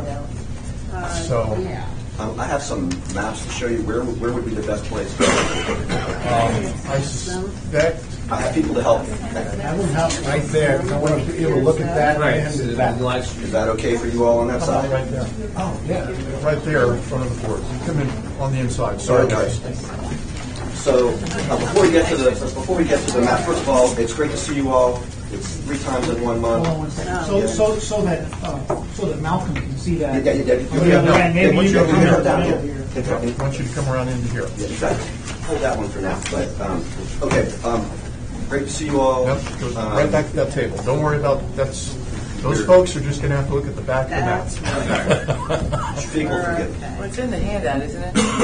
Yeah, it's in the handout. Okay, so a couple of things that I need to correct before I get to my prepared remarks. First of all, Jim had an interesting idea about waiting to see what happens, but he's essentially suggesting that you wait and see what happens in a first-round playoff game to determine what's going to happen in a World Series game. Because the primary, as you all know, is not the general election. To decide what kind of lines we're going to have in the general election based on the primary is my belief not terribly scientifically valid. Regardless of that, you have a legal problem with that. You have an obligation under the statute to pick early voting sites 6 months before the primary. My understanding is that in the Frederick example that Jim mentioned, the site was not available, and they knew that 6 months before the primary, and you guys approved having it just for the general election. That's not the situation that we have here. Both of these sites are available, and I don't think you have, I mean, obviously I'm not your counsel, I don't think you have a legal option to say wait and see. I disagree strongly with the idea that additional early voting sites dilutes the effectiveness of our staff. Our staff has handled the increase in early voting centers. We never have difficulty staffing early voting centers. It's election day where we have difficulty with staffing. Mr. Kogan had it correct in terms of what we did. We did not have a vote on which site do we prefer. What we did was we added to our unanimous vote an indication as to where people stood, but we did not have an official vote as to which site. And as someone who grew up in what is considered Silver Spring, I would just point out that Silver Spring is not a municipality. Silver Spring does not have boundaries. Silver Spring is essentially 10 zip codes. So the definition of Silver Spring that Jim's giving you is anything that has a 209 zip code. And actually, the Praisner Center doesn't even have a 209 zip code, as PJ pointed out. Okay, so I just want to reiterate, the county executive and the county council have now said they are, and you may have gotten a letter from the county executive today, they are in favor of the White Oak Center. They're willing to fund it for the primary and the general. You know, they say a picture's worth 1,000 words, so I figured that a map is worth about 10,000 words. So first thing I want to start with is this is a map of population density in Montgomery County. What you can see is that there are wide places in Montgomery County where the people per square mile is 0 to 100. And just as Mr. Hogan suggested, Poolsville is definitely in the category of, in that 0 to 100 per square mile. You can see that the White Oak Center is in the category of 10,000 to 500,000 per square mile, a very, very big difference. The Dasic Center is kind of on the border, mostly surrounded by the green areas that have the lowest density, but some of the higher density, but not anything like the density that is over in the eastern part of the county. Can we go to the wait times map? That one. Thank you. So this map may look familiar because I'm pretty sure that I showed it to you the last time we were here. The difference today is I have highlighted for you where the 2 early voting centers are. This blue highlighting over here, that is the Dasic North Potomac Community Center. Mr. Volk, can you see that? Okay. I got it in front of me. Okay, great. This over here is the White Oak Community Center. What you will notice is you see this big area of light yellow over here. That is wait times of 15 minutes or less, and that is the peak wait time during the day during the general election in 2018. So if you live right near the North Potomac Community Center, you could go to early voting, but you could go to election day voting and wait less than 15 minutes, which is the highest category that we have. Now look at the White Oak Community Center over here in eastern Montgomery County, and you see we have a whole corridor here that are in the top 2 counties. Montgomery County has roughly a quarter of our precincts that have peak wait times that are greater than 30 minutes, which is the standard. And we have two different categories. We have the 45 precincts that have 35 to 55 as the peak. We have 12 precincts that have 60 minutes as the peak, and a whole bunch of them are right here in the area near the White Oak Community Center. So that's why we've proposed White Oak, is to try to help deal with that. Now I need the map of early voting utilization by precinct.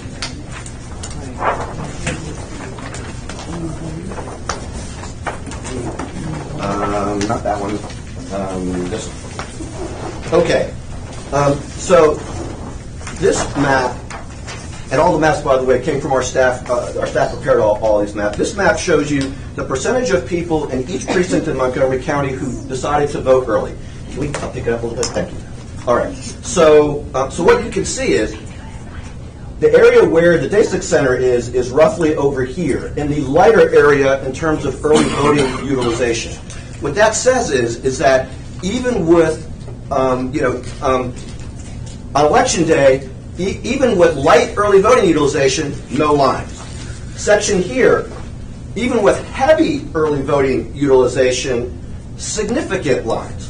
But something to notice here. This quarter over here, where you can see that the early voting utilization is slightly lower, that's where the longest lines were. So this kind of proves the point, which I know some of you already believe, that early voting affects Election Day wait times. You can make a big difference to folks over here. Last point. This is about the state legislative districts in Montgomery County. As you all know, state legislative districts combine both kind of geography and population, but they're all of equal population. Montgomery County has 8 state legislative districts completely within Montgomery County. If you adopt North Potomac as this site, half of our early voting sites will be in 2 of the 8 districts. And it just happens that they are the ones with the lowest population density. So it would be along here and along here. And you can see we have plenty of early voting sites that are along the 270 corridor. But you'd have 3 in District 14, and you'd have 14 over here, 3 in District 15. What we're suggesting is it doesn't make sense to concentrate all 11 or even half of your 12 in 2 legislative districts. They should be spread out more. That is one of the many reasons why we think you should support the White Oak early voting site. I would be happy to answer any questions. And also to show you any of the maps again. Questions? Anyone? Well, let me ask a couple of questions. Could you back up the early voting turnout as a percentage of actual voters? Greenwood. Yeah, good point. Greenwood. Okay. So what that looks to me is that your heaviest turnout are almost all in the East County area. Are all pretty much centered on your existing voting site. I mean, you placed them well. Right. There is significant turnout right next to early voting sites for most of them. Not for all of them, but for most of them. Standing Spring is not. It's not. Well, I was looking at the ones in East County there. You're talking about these 3 then. Yeah, those 3, and right. You've got the 4th one in there. Just a little bit. Right. But yes. So they seem to be well placed for heavy turnout. Yes, but we still have the longest lines in some of those same places. I mean, on Election Day, because these are the precincts that are in this neighborhood. Basically, everywhere where it's not the darkest green, that's where we have the longest lines. But isn't that why Montgomery County appropriately and I think Mr. Chalice's thank you was perfectly appropriate. Why Montgomery County appropriately has taken additional resources and placed them, or assume you will be placing them against your biggest problem areas: machines, other equipment, people, the $100,000. You'll notice that no one has said yet exactly how many people we're deploying. And I would say, Other than 3,000 generally, but. well, that was an estimate. What usually ends up happening is when it gets closer to the election, the number drops a little bit. Absolutely. But my thought on this is that we have a very serious problem with wait times. We have a very serious problem that is centered in a particular part of the county that has the highest population density and the highest utilization of public transportation. You have as an alternative an area where 40% of the people. Because I'm still in East County. Okay, go ahead. So you have problems in East County. You've generated $100,000 to $120,000 additional resources. Knowing the Montgomery County Board, knowing the election director, the election staff, I feel very comfortable making an assumption that those resources will be placed in the most efficient way possible to reduce the problems, eliminate the problems that occurred last time. I agree with you that they will be used for that purpose. I don't agree that we can assume that they will eliminate the problem. And I think that... Let me... Okay.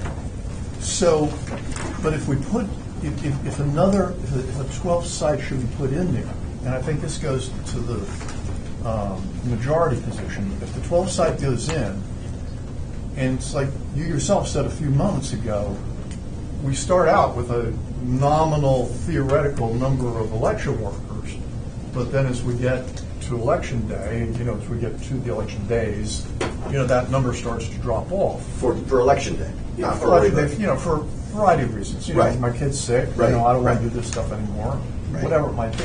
So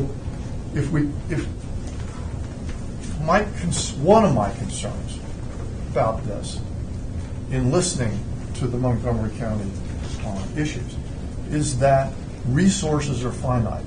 Money, people, equipment, space, it's all finite. We don't have a limited amount of it. Agreed. You don't, we don't. There's a limit to what you can do. Montgomery County clearly saw a problem. Elected officials clearly moved on that problem. They've put additional resources, made available additional resources for the board and the election workers. But now we're being asked, no, let us put a 12th site in, which is inevitably going to dilute what we have, the finite resources that we have. I disagree on that part, and let me tell you why.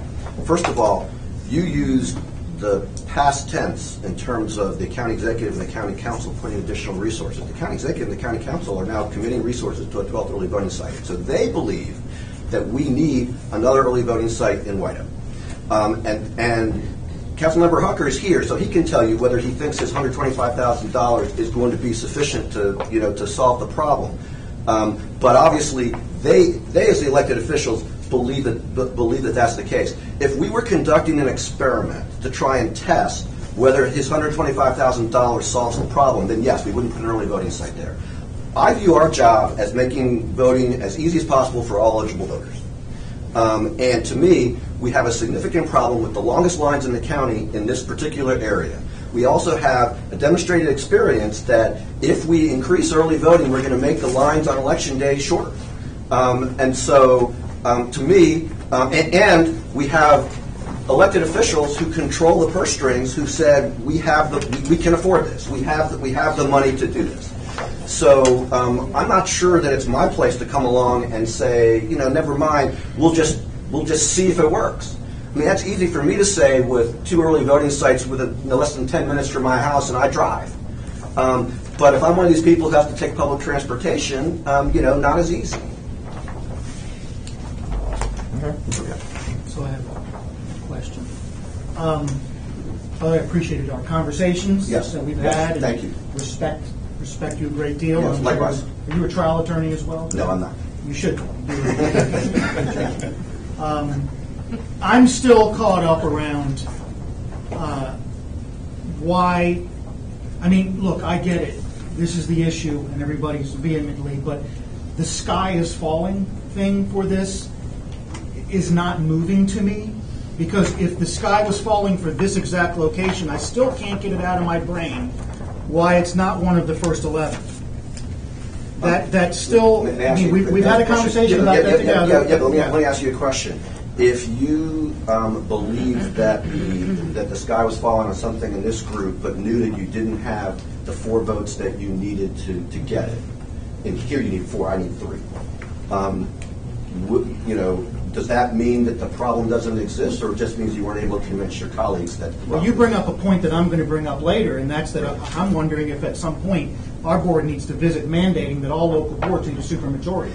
Well, because that it's come to us to make us the bad guy on your political problem is really offensive. I don't know how my I don't members feel. I don't have a political problem. Well, okay, I'm not running for office probably ever. Well, whatever. The point is, back to my original question, is that I just feel like if this site is that important as everyone is making it to be, and I hear your passion, I appreciate your passion completely.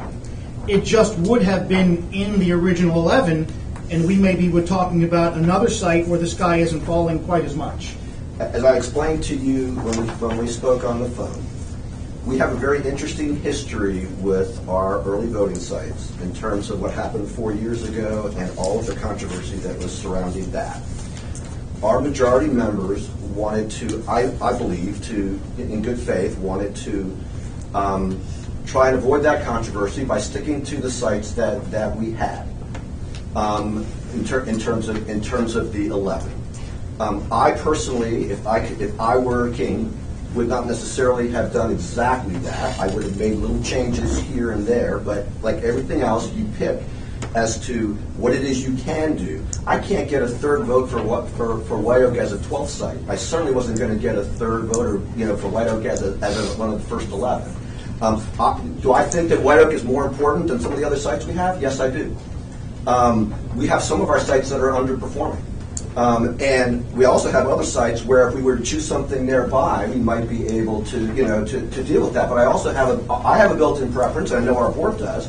If you move the polling places too many times, people forget where they are, and they have trouble finding them. I think that I don't think that it's necessarily the case that the fact that it's not one of the 11 means that it's not as important as it is to be the 12th, because we viewed those decisions separately. And like I said, if I had proposed, for example, to add White Oak and take away Sandy Spring, or add White Oak and take away Damascus, I know exactly how many votes I would have gotten, and it wouldn't have been 3. There's no way that would have happened. Comment, question. I don't know if the board or staff can help me. It was a number of years ago we added the Potomac, improved the addition of Potomac Center. Actually, it was done by. I think there was a question about getting rid of the Damascus site. I mean, when there was a limitation on the number of sites before 11. Yeah. Actually, let me finish. Okay, sure. And I'm old. I can't remember everything. But I remember sitting here saying, "There's no way Damascus should be closed." Agreed. Somebody used to represent Damascus, and then when I look at the, I don't have voting line time, but these are by early voting center. The last person to check in, okay, or last person to vote. I don't know what, but as I look at Damascus, 8:04 p.m. on the busiest day, okay? Compare that with 8:21, 8:25, 9:23 p.m., 9:34 p.m., 8:44 p.m. So I mean, if I just went by that, I'd say, to your point, I'd say, yeah, do we really need a Damascus site? There's all this dense population, there's these lines, let's put it in White Oak. But despite that, I think we need a Damascus site. Ease of voting, people getting to the early voting center. That's why I've crossed the rubric of you need more than 11 in a county that densely populated. And one last thing, I actually was Google mapping was curious how long it would take me to drive from Poolsville to the Germantown Community Center. It'll take 9 minutes and about 9 minutes. From White Oak to the Wheaton Library, it'll take me 18 minutes. Double the time, and it's probably half the distance. I'll stop for now by saying driving in Montgomery County is hell. If I could just respond. First of all, I want to make clear, I supported the Damascus site. I voted for this. I didn't vote for it because I was a substitute member. I voted for the Sandy Springs site. I personally believe we should have 12 sites. Okay, but when the question is asked, what's more important than what? That's a different question. What you said 4 years ago, which we certainly have noted and remembered, was exactly that. That Damascus is exactly the kind of place that should have a site because of the distances that people have to travel in order to get where they're going. And part of the package of having Damascus as a site, Damascus is our lowest performing site by far in terms of the number of people, and partially that's because of the population, that is there. And basically, my view is that we have to address both the population dense areas and the population not dense areas, because for the people who live in the population not dense areas, they have to travel a long distance to get to wherever they're going, which is not good. And for the people who live in the population dense areas, they have all these crowds. So that's why I personally believe that the answer is to have the 12th site and to continue to have these other sites, even though, as a financial matter, Damascus is our most expensive site. One of my friends calls that concierge voting, because you arrive and you're personally, escorted for each of these places. But for the folks in White Oak, many of whom, don't drive cars, getting to Burtonsville or to the downtown Silver Spring is a big deal and takes a lot of time. Any other questions or comments? I just want to comment that we're talking about early voting. On election day, everybody has a very convenient place to vote. And every day, people can, with no fault, do absentee ballots. I just want to make sure, I want to make sure we have that perspective. No, you're not. If you, Mr. Neiman, you're not going to get a chance on that one.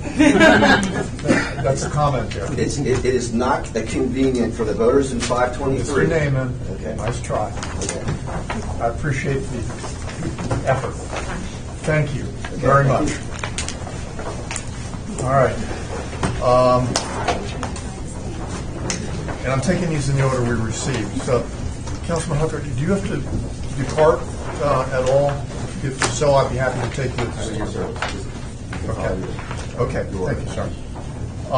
Ms. Dillian. There you are. Okay, now, just so it's, other than Councilman Hooker, we've had the primary speakers as to each side. So we're going to adhere much more closely to the timing that I had announced at the beginning. So, with that said, Yes, thank and my you. apologies. Thank you very much. And on that, I scribbled, and so bear with me. I'm going to just kind of go through a couple of things Sure. because I've cut most of it out. I just want to thank you for the opportunity. I'm here for two main reasons. One, chiefly, is to reiterate my opposition. I've been a resident of Montgomery County for almost 30 years. I've raised my family there. I've been active at the community level. I worked precincts and polling during almost that entire time. So I'm familiar with the machinations of Montgomery County election cycles. But I'm here for two reasons. Number one, chiefly to oppose the addition of an unnecessary and costly 12th early voting site. That was the original majority vote of the Montgomery County Board of Elections. And I still hold fast to that. And I will get to some reasons, but secondly, the other is that I implore you, if we are to be overruled for taking a hard vote in our community, I implore you on fairness to yield to supporting the DASIC Center versus White Oak for many of the reasons that have been expressed. You can just attach me to the ones that have been expressed in favor of Nancy DASIC, and that is there are folks all over the county who have to drive 12 miles to get to an early voting site. Excuse me, public transportation is virtually non-existent in that part, or very, very sparse in that part of the county. So let me just jump down to, most importantly, my reason for opposing the early voting site is how costly it is. And it's my serious concern that fiscal problems in Montgomery County are hurting the hard-working citizens. As I said, I've lived there for 30 years, and I think regardless of what is being represented today, Montgomery County is not in a fabulous fiscal condition. The tax base is shrinking, people are moving, employers are leaving the county. I've heard of 3 major employers who just are not even considering coming into Montgomery County. We're overtaxed, overregulated. Our resources are being stretched.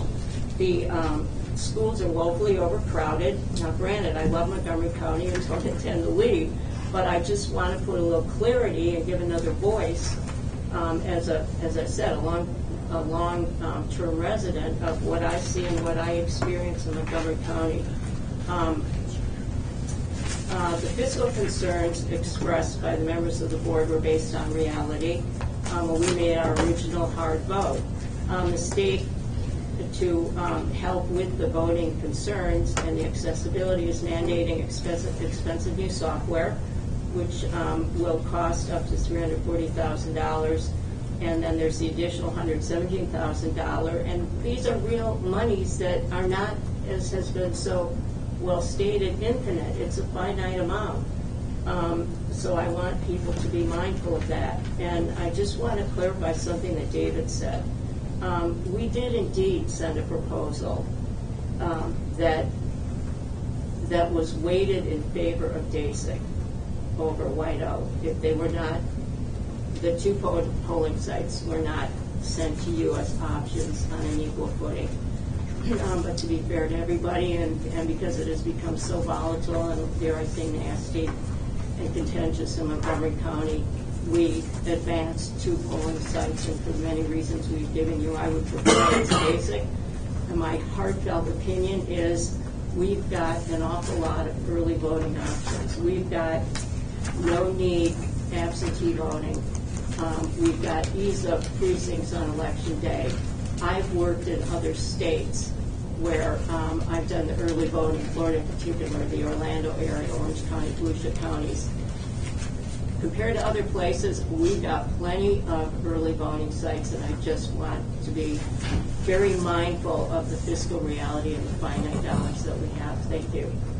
Thank you, ma'am. Any comments or questions? Question. As I'm looking at this graciously provided precinct wait time on board, I noticed the greatest concentration of the longest wait times being in an area.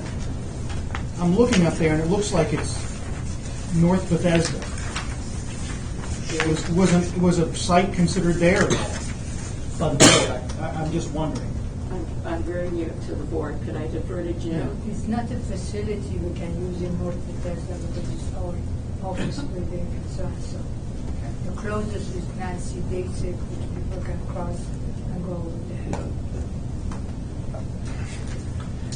there. Anything else on the board? Thank you.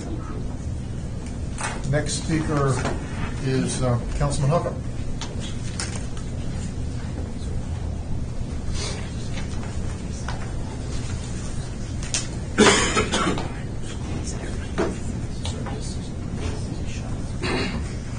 Thank you, Chairman Covey, members of the board. My notes are a mess, so I'm going to be jumping around at this point. I'm here to reiterate the unified position of the county executive, the county council, our state legislators, our community groups, and the thousands of people that signed, Montgomery County voters who signed a petition to our Montgomery County Board of Elections. We tried to leave you off the hook and not have them sent to you. Thank you. Yes, thank you. And Mr. Bolt, I totally agree with you. You should not be here. I don't want to be here today. I have stuff to do. I'm missing a required training back in Montgomery County.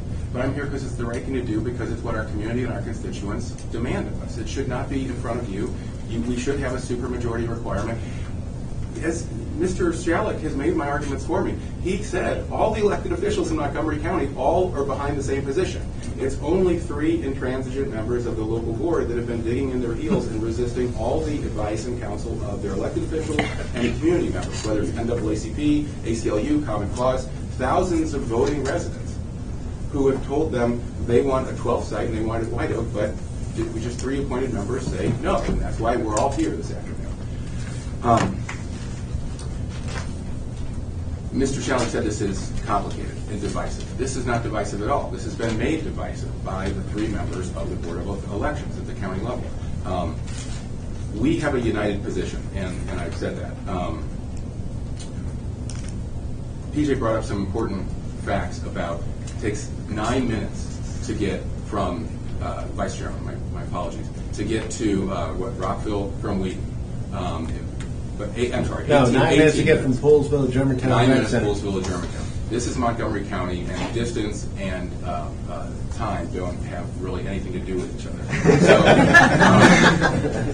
So, what matters is from the White Oak Community Center to the Praisner Rec Center. You can see those 2 on the map right there. That's a 45-minute bus ride. And you better take that bus on Monday through Friday because we don't offer that bus on Saturday or Sunday. And that's, if you drew the circle that was asked about before, you'd have well over 100,000 people within 5 miles of that White Oak Community Center. And you're talking about heavily immigrants, heavily African Americans, heavily seniors, many disabled residents, and 35% of them don't have a car. So they're all taking a bus, despite the fact that we don't have adequate transit service for them, and they're all my constituents. I know that community very well after representing it for 13 years in the General Assembly as well as on the County Council.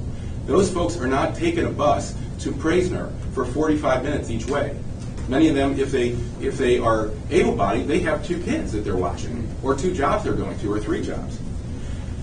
The polling places, as you saw from the maps, that have the longest wait times in Montgomery County were all along that corridor. The Washington Post reported some voters waited well over an hour, some up to 2 hours. I personally spoke to dozens of people waiting in those lines who had to leave those lines without voting because they had to pick up their kids or their disabled parents or anything else. Nobody should have to wait for over an hour in the richest state in America, in the richest county in that state, to vote. And I'm sorry, we're the ones who figure out where to spend county tax dollars, and we think it's important to spend it in that location on a 12th voting site. These are not state tax dollars. We're spending these. And the unified position of the county council, 8 of the 9 members, and the county executive and our state legislator, as Mr. Shalik said, is to put it there. So I don't know why we're even talking about this. This is not divisive. This is very, very simple. And the letter that's in your packet makes it very simple. We've worked very hard to get it to this point where you have a very simple decision in front of you, despite all the smoke that's been sent around today. We also know many pundits predict even greater turnout in next year's hotly contested presidential election, and the same people who are assuring you that the $125,000 that I added to the budget for their extra polling books will take care of the problem. As the author of that amendment, I can tell you it will not take care of that problem. A few more polling books and a few more staff are not a substitute for inadequate transportation. The same people who live in White Oak aren't going to go to Burtonsville or Silver Spring because there's a few more polling books there. They're just not going to get on the bus and vote, and that's what we've seen. We've also, you've been told that there weren't, I know Mr. Shalik told me, there weren't long lines for early voting. They've been reported in the Washington Post. There's been plenty on social media. These are the kind of lines we're talking about, around the block on the first day of early voting. So this is very simple. It's about supply and demand. East County has demand, and we have insufficient supply of voting places. That's all it comes down to. And we can talk about drive times and everything else. The people are there, and they want to vote, and the state law makes it very, very clear that the Board of Elections' job, right, is to provide them accessible and convenient access to voting. That's where they live. They don't have cars. That's where they need to vote. And that's why all the elected officials in Montgomery County, who never agree on anything, agree on this. I'll just say, finally, the board did acknowledge the Assistant State's Attorney General's guidance that if the state board, the county board, the county governing body, that's us, can't agree on a location, then the state board, that's you, collaborates with the county council to agree on a site. So at this point, the county board is out of it. I don't know why we're still talking about their position. We're united, and we should be working with the state board on where that 12th site is. Thank you. Questions? Comments? Appreciate your passion and your testimony. Thank you. Thank you, sir. Thank you, sir.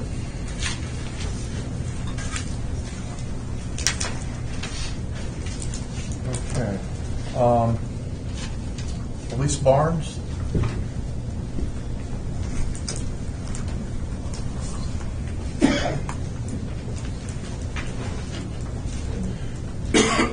Good afternoon.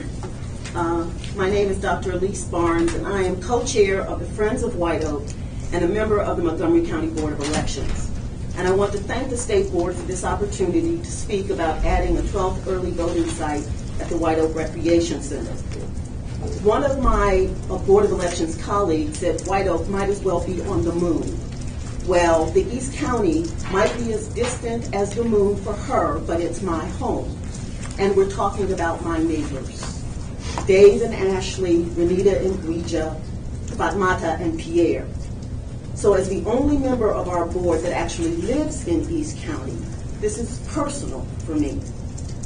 Every day, the residents of East County are confronted with the east-west divide in Montgomery County in terms of lack of amenities, economic opportunities, convenient transportation, and county services.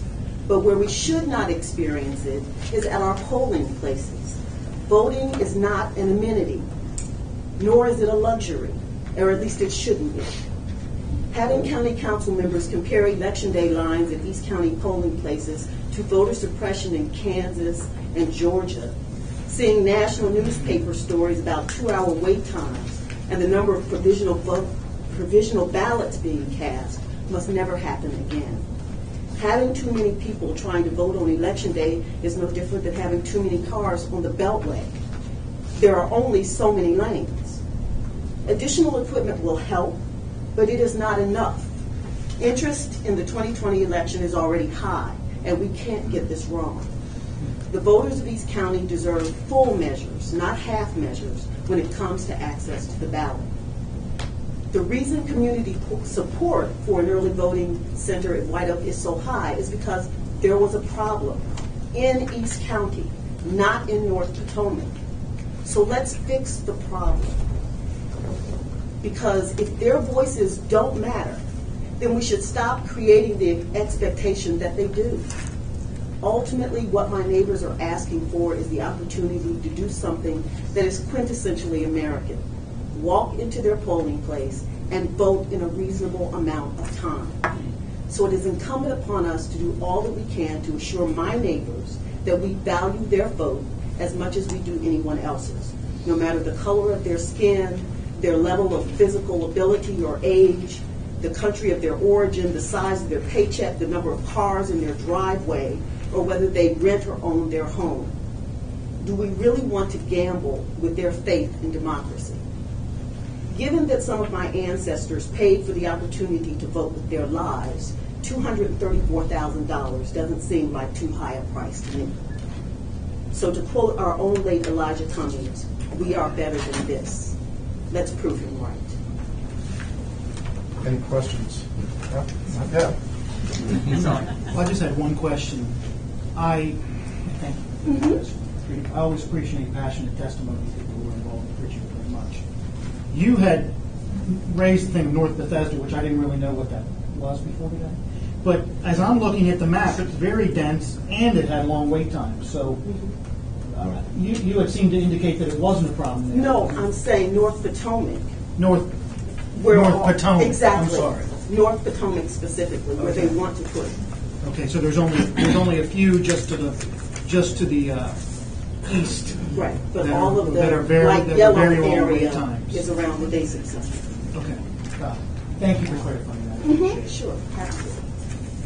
Any other questions? Let me ask you a question. We are talking actually at both ends of the county, and I simply try to avoid driving in Montgomery County. So, that's my solution, which is an easy one for me. Right. But at both ends of the county, we're talking about time and energy to get to a polling place, or anywhere else for that matter, but polling place for our purposes. Why are we not seeing more, and in all honesty, I should have asked these other two guys this question. Why are we not seeing more absentee ballot use? Because absentee ballot is the answer to there's no bus, I don't want to drive, and get into the traffic jam. Every vote's counted. So why are we not seeing more absentee ballots? Well, this is new. Most people think with an absentee ballot, you have to give a reason. I'm not in the country, I'm going to be away on deployment. Most people don't know that they don't need a reason to vote absentee. That's very new. It takes a while for people to catch up to new legislation. Isn't that something that we should be, especially in certain population areas, I'm just talking Montgomery County as a whole at this point, that we should be addressing in terms of public information? Well, there's a lot of things that we should be addressing. Some people cite the fact that the reason there were provisional votes were because a lot of people at Praisner weren't supposed to be at Praisner. Well, instead of blaming the voter, let's do a better job of letting them know where they're supposed to be on election day. There's a lot that needs to be done, and there are lots of things that we can do, but the question in 2020 is coming. We can't afford another disaster like we had in 2018. So, all of this voter education takes time. But 2020 is coming. Mr. Chair? Yeah. Since you asked the question, I know you asked it of her, did anybody, the other two Oh, guys yeah, could those two answer. guys? No. Can I give you at least my opinion based on, I don't think, and maybe, people don't realize that, no excuse, Sure. but given voters that I've talked to over the years, they like to go and physically vote. Yes. At the at the ballot box. And I think that's just a human tendency that we have. I don't see that changing. I mean, I know there's kind of people say, let's do vote by mail. Let's do it other ways. Maybe it's just generational. No, when I'm dead, it'll be different. Yeah. But I think people Let's like not to make go. that decision. I think people like to go to the polling place, whether they believe, and I think it's totally wrong if they don't believe their vote's going to be counted accurately. If they do an absentee ballot, they like physically. It's one of the. Besides security of having a paper ballot, I think a lot of people liked the paper ballot when we went back to paper ballots because they just liked a piece of paper and marking it. They like doing that. And they like depositing that. And I actually agree with you. A lot of people also don't believe that it will be counted. They don't know. They don't feel the same sense of security about whether it's going to be counted as they do when they see it goes through the scanner. I've had people say that. How do I know? How do I know that it's going to be counted? Actually, we ask the same thing about a lot of the electronic. And Mr. I'm sorry, sir. May I add what PJ was saying? You will find that a lot of immigrants or new voters, they want to take that opportunity because they feel so proud of being American citizens. And that is a lot of people say it's not a privilege, but I consider it a privilege that's given to us, even though I'm old enough to remember when members of my family were denied the opportunity to vote. So I'm adamant on this, and I take every opportunity I can to get in the polls to vote because of that. And you will find new citizens, immigrants, they consider that a privilege to stand in line to go there and vote. And if we deny them that, I think we're doing a disservice to new citizens. I'm glad I asked the question. Thank you, ma'am. Thank you. Paul Ellis.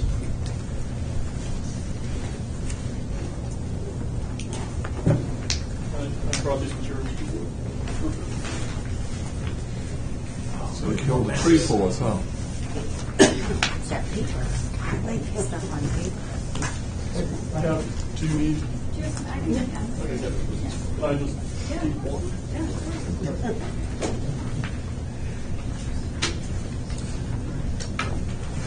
Hello, thank you to members of the board for letting me testify today. My name is Paul B. Ellis. I'm a lifelong resident of Silver Spring, Maryland. I was a student election aide, I was an election judge, and I'm a frequent early voter. So I'm also here to echo the sentiments of Ms. Barnes and say that the 12th site should be approved for White Oak. In the materials you have, the first page, we've been through pretty clearly that the area near White Oak is one of the fastest growing areas in the county, and this is an indication of where the county told people they could not build anymore because the schools are so crowded. More importantly, I want to show you the next couple pages, the lines in 2018 during early voting at the Silver Spring Civic Center, which is one of the closest to White Oak. That's the first three pictures. That's the same line, the wrapped around building, out the door, across the plaza, down, starting to go down Fenton Street. And then the last page is a picture from Councilman Hucker from the Praisner Center from Election Day itself in 2018, which we heard about. So we know about those lines, and we know about the kiosks at the MVA that cause people to vote provisionally. And I don't have the number of how many people using the kiosk at the White Oak MVA were forced to vote provisionally because of that error. And the board has that information. But between all three of these problems that affected the same area of the county, we can't afford to give it a shot. We can't afford to wait and see. Because the question that you have to answer today, we've heard a lot about costs, we've heard a lot about the price of another location. The question you have to answer today is, can we put a price on voters' faith in our process? Because if you live in White Oak and you've seen all three of these errors, all three of these challenging, to say the least, voting experiences, you might be beginning to think that that's the norm for voting in Maryland, and it's not. I know how well our system works. You do excellent work. Our local board does excellent work. Their staff do excellent work.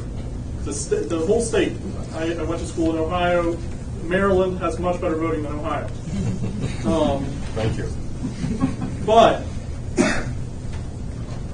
you might not know that if your first and only voting experience occurred when these three things happened.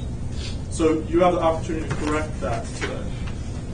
I also just want to note with regard to cost to the county, the county's in a tough time budgetarily, and the county executive and county council know that, and it's their job to assess that and make tough decisions, and they're making them every day.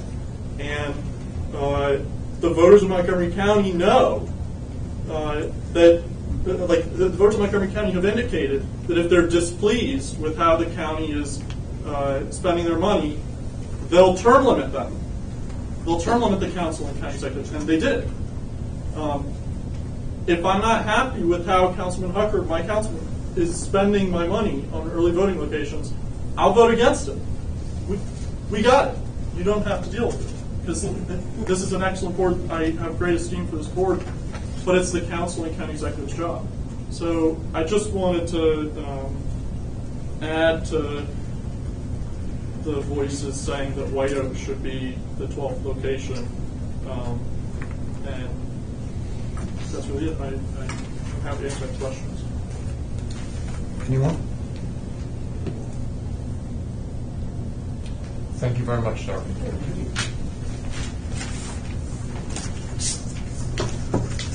Next, Richard, is it Jordana?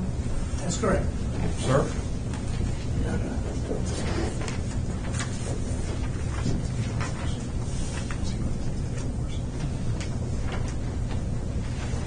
I was going to use my copy, but this one's better.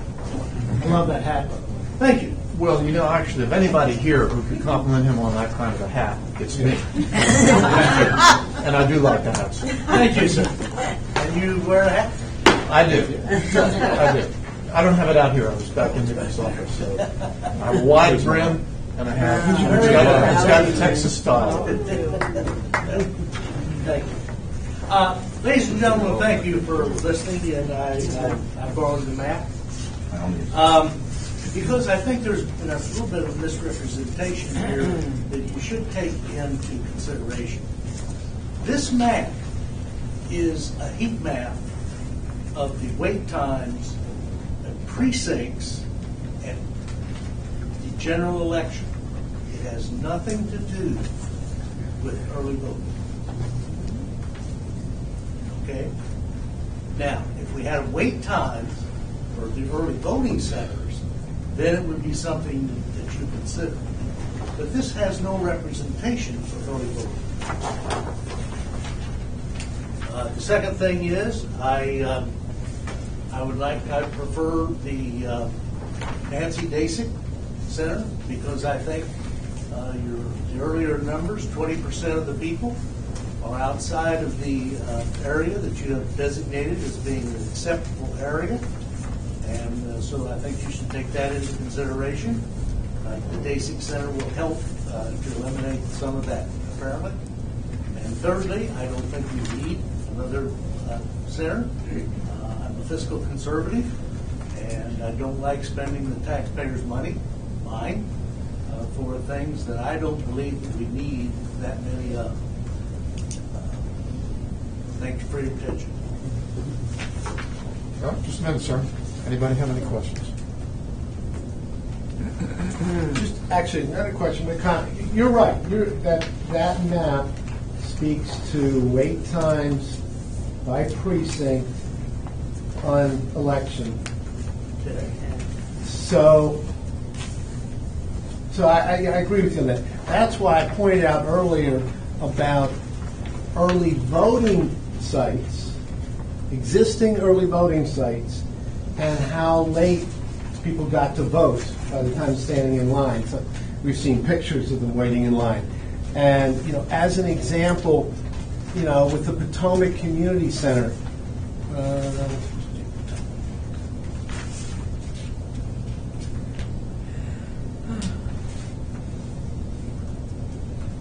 the last person voted at 8:40 p.m. Now juxtapose that with Wheaton, 8:58 p.m., Silver Spring, 9:34 p.m. So I'm just saying, I understand I agree with what you said there. This is about how long they had to wait early voting. So this is reflective of the lines that they were waiting in some versus others. If I may answer your question about the absentee voting. Yeah. I've watched a lot of voting over the years, and I believe most people believe, like I do, the votes are already, the race is already called before the absentee ballots are counted, because they're not already in. They're still coming in from the military. Yes, I know people believe that, but I've also seen, as some of us have, I've seen elections actually won and lost based on absentee voting. So never take those absentees for granted. Okay. Three. Marcus Alzona. Marcus Alzona. Marcus Alzona. Not here. Josephine Wang.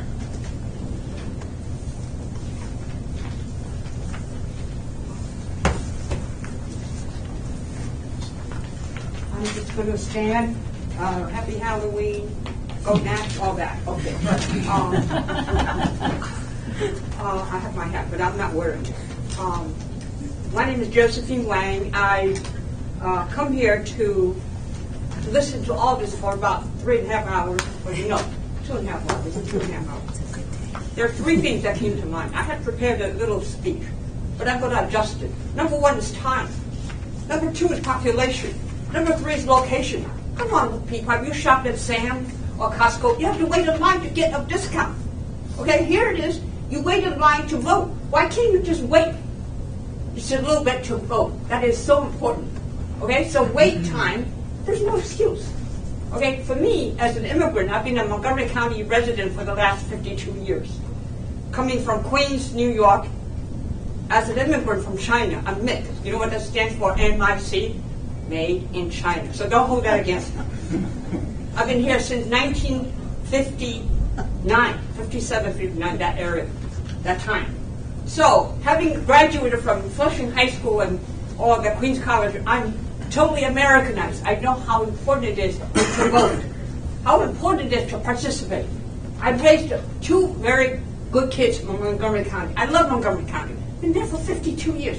Can you imagine? I'm giving you how old I am. So I'm pretty old.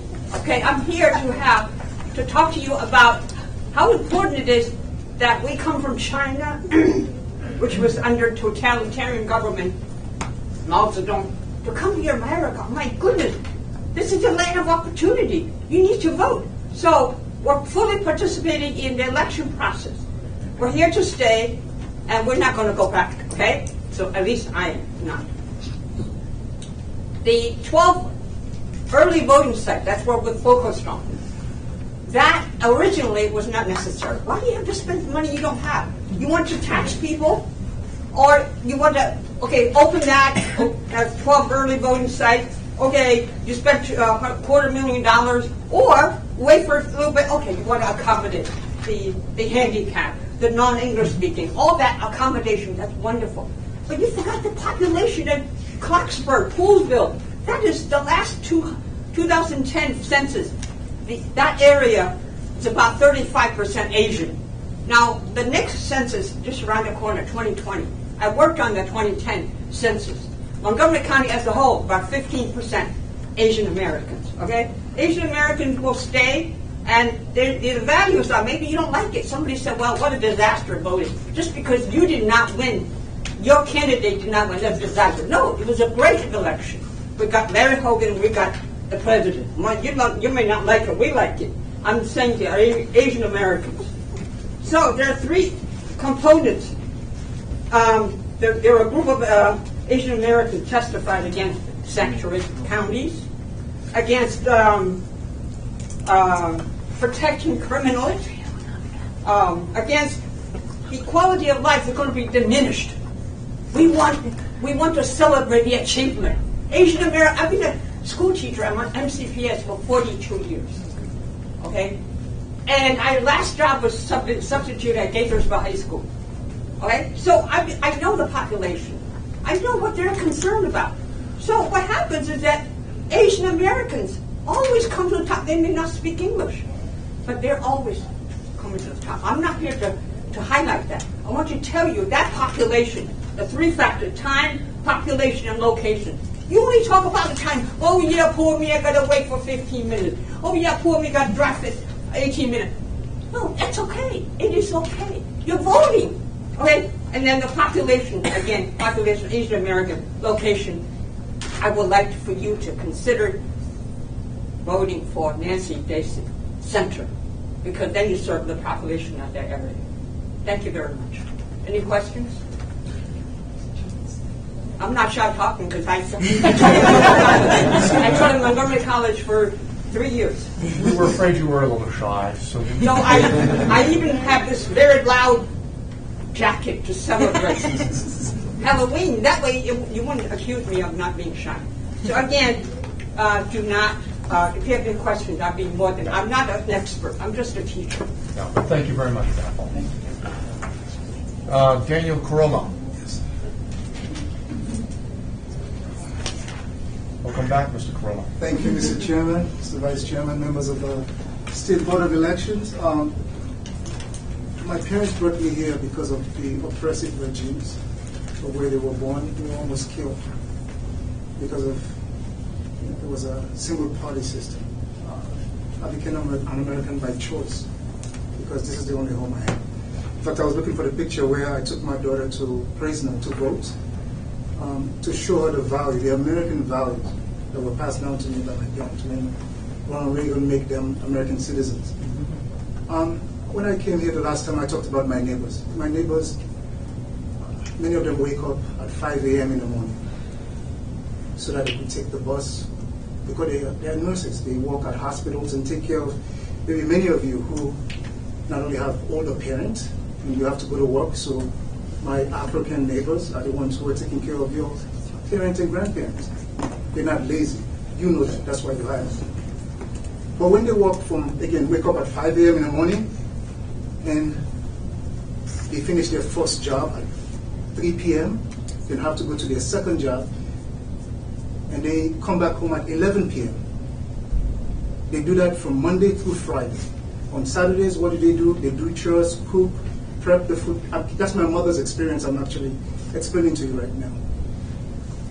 On Sundays, we go to church. So the only day that people are dedicated to votes are maybe Saturday or Sunday after church. If you live in my neighborhood, where I've lived for all these years and where I currently own a home in White Oak, as Councilmember Hawker says, not only it takes you 45 minutes to go to praise now, but actually what he does, I think he made mention of that on Saturdays, because the weekday schedule of the bus is different from the weekend. So in weekends, it puts you down at Briggs Cheney. You'll hear many testimonies. I live in this neighborhood.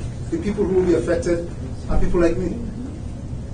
It'll put you down at Briggs Cheney Road, and you have to walk 1.5 miles to prison for you to vote.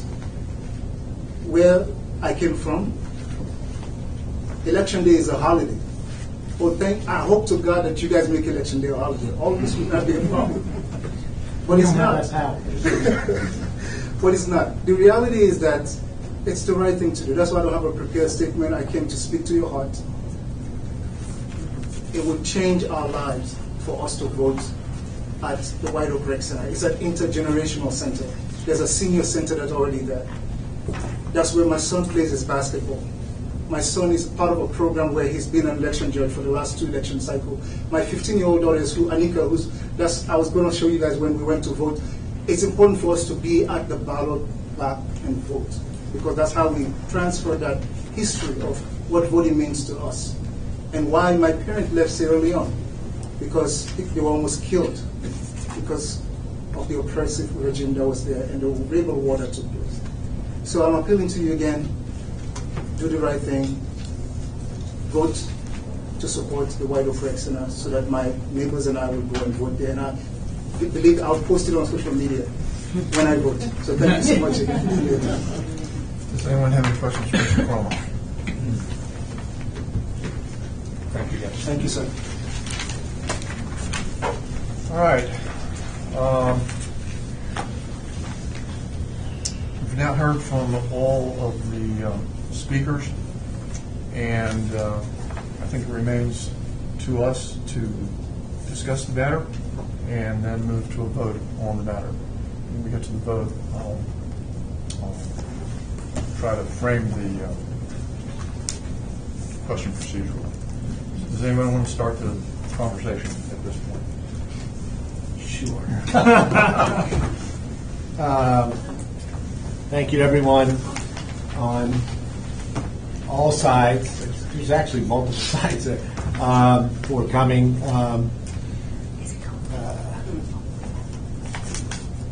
Kind of start off the way I did, and I apologize that I could not be here for the emergency meeting weeks ago. Mr. Shalik, well, I was on the phone. And it's very different being on the phone for meetings like this versus being in person. You don't see people's passion at the table, you can hear them. As I said then, this is a tough issue for me because we have local boards of elections, and I respect local boards of elections, and I don't want to rebuff what a local board has decided, but then I keep having this voice in my head talking about, your job is to make sure elections are fair, accessible, and fair for the candidates, fair for the voters, best elections possible. I know there was issues raised at that meeting about the cost, and the cost is still there if there's a 12th voting site, no matter which place it is. But it is county money, and if the county if the governing body of the county said, we do not have the funds for this, we can't provide the funds for this, I'd be real tempted to say, you know what, I don't care what, with all due respect, I'll just say the 32 state legislators, not the council members and county executive. If you all said you didn't have the money for it, state legislators can say anything you want, but unless they can provide the money, so be it. But while it's $234,000, it's $234,000.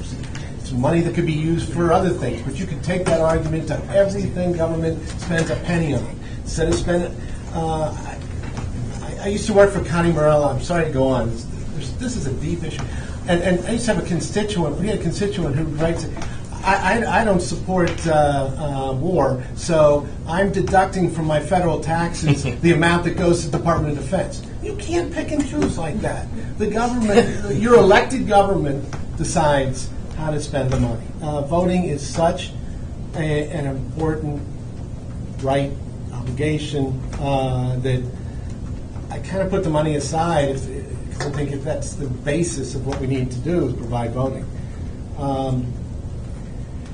As far as this whole legal statute about, who makes this decision, I think it's a poorly written statute. I'm not a lawyer. What do I know? We've tried to seek advice from our Assistant Attorney General that serves the state board, and I think he has said, in fact, I'm going to stop on that point. Tell me what your interpretation of the statute is when it comes to this particular section. So I will tell you my interpretation, what I think you're getting at is, which is what confines or what constrains the board's decision here. And again, I'll read the statute again because I think it's helpful to have that as a starting point. Let me make sure I read the right section. And here it is. It's section 10-301.1, subsection B, subsection 7. In addition to the early voting centers required in this subsection, each county may establish one additional early voting center if the state board, comma, in collaboration with the local board, comma, and the governing body of the county agree to establish an additional early voting center. So I think as I read this statute, and as I've advised you in the past, it means that if the state board and the county governing body agree to establish an additional early voting center under this section, then one may be established. The duty of the state board is to collaborate with the local board in making that decision. What that means is consult with the local board. By all means, solicit their views as to where the site should be, as to what the layout, approving the site as you otherwise would do, and certainly solicit the views of the local board as to whether, in the local board's view, a site is necessary. That doesn't mean you need to agree with the local board on any of those points. It certainly means you can give as much deference as you deem appropriate to the local board. Does that answer your question? So those two commas are more than just grammar. They actually have some legal interpretation to them. Well, ideally, commas always have a purpose. And I think the purpose is, for these, is to separate out the identities of the entities that need to be doing the agreeing, and to qualify when the state board agrees, it must do so in collaboration with the local board. I think in collaboration, which appears elsewhere in the statute, if I remember right. Right below it, C, it says no later than 6 months. Right, and here we go. And I think this supports this reading. It says, thank you, Malcolm. No later than 6 months before a primary election, the state board, in collaboration with the local board in each county, shall designate each early voting center in that county. So again, that's something that the state board is doing, but the assistance of the local board, the collaboration of the local board is obviously critical in that regard. And also, just because the local board proposes a certain site for an early voting center does not require the state board to approve that, to designate it. There may be something wrong with it the local board didn't acknowledge, or the local board presents it as, well, there are certain issues, and the state board resolves them saying this is not an appropriate site. So collaboration doesn't mean 100% of the time agreement with, but it means working closely with and soliciting the views of. And I have the utmost respect for your legal advice, but in trying to do all my homework for this, so I asked for, the times of the different early voting centers. I also spoke with the Assistant Attorney General for the General Assembly, only because, not that you don't interpret laws, but often they're involved with actually the crafting of them, even if they're poorly crafted, which I think this one is. And just for everyone's, he believes, this is David Stamper, Assistant Attorney General, Office of Counsel of the General Assembly. The statute vests in the state board the discretion to agree with the governing body of a county to establish one additional early voting center, cites 10301.1, subsection 7, in each county. And it vests in the state board the duty to designate the early voting sites. The requirement that the state board act,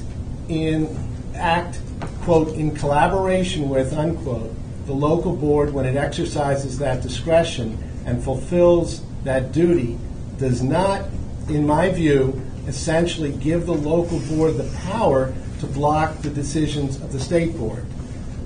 Of course, the state board, in its course of collaboration with the local board, may defer to the wishes of the local board, but I do not believe that state law prohibits the state board from agreeing with the governing body of a county to establish an additional early voting center or from designating the site for that early voting center over the objection of the local board. I'm not going through all of this to minimize and say, Montgomery County Board of Elections, we don't care what you think.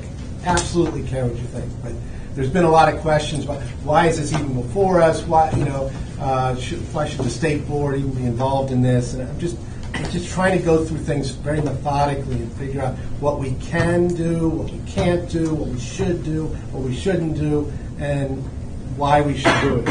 I was sitting here looking at this map, and given that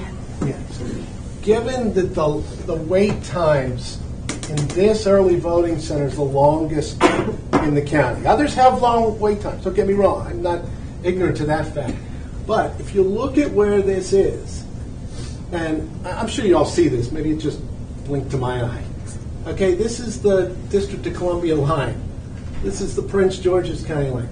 So where are all these people coming from that are standing in line? They're not coming from here. They're not coming from here. They're coming, I don't know, somewhere here. And that's why I just think this would go a long way in solving that problem. Ooh, oops.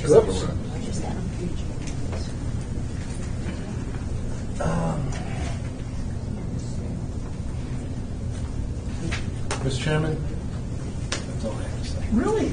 I don't mean that sarcastically. I reserve the right to extend.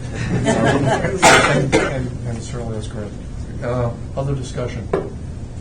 Yeah, I can throw out a couple things here. Another question for Andrea. It was brought to my attention, actually Kelly sent me this, and I was wondering what your opinion is. In 33.17.02.02 F2B, I don't know if you can get to that, or if I can bring it to you. Bring it to you. You have a copy. Was it just the That's one? right. They got it. 33.17.02. 0202 F2B, which is the state board shall. And the B says give deference to proposed early voting center to the local board. How do you, I looked up the word deference. I'm just trying to figure out, again, just to clarify my legal thinking here. Sure. Because I'm not an attorney. So when I looked up the word deference, it's humble submission and respect, or yield to someone's opinions or wishes out of respect for that person. I suppose I have two responses looking at this in the first instance. I think this reg was probably written to provide a process for the normal course of designating early voting centers. Okay. And the second point is a reg cannot change the meaning of the statute. And if a reg conflicts with the statute would override whatever the conflicting language of the reg is. And so I think the reading of the statute is correct in the sense that it's as I put it, the state board must collaborate with the local board, but it's the agreement of the state board and the county governing body as to whether an early voting site should be established, an additional early voting site should be established. Just looking at this now, I'm saying, let's say it's established, say it's been established, picking it. Now you're at the point of choosing it. What do you think that has to do with it?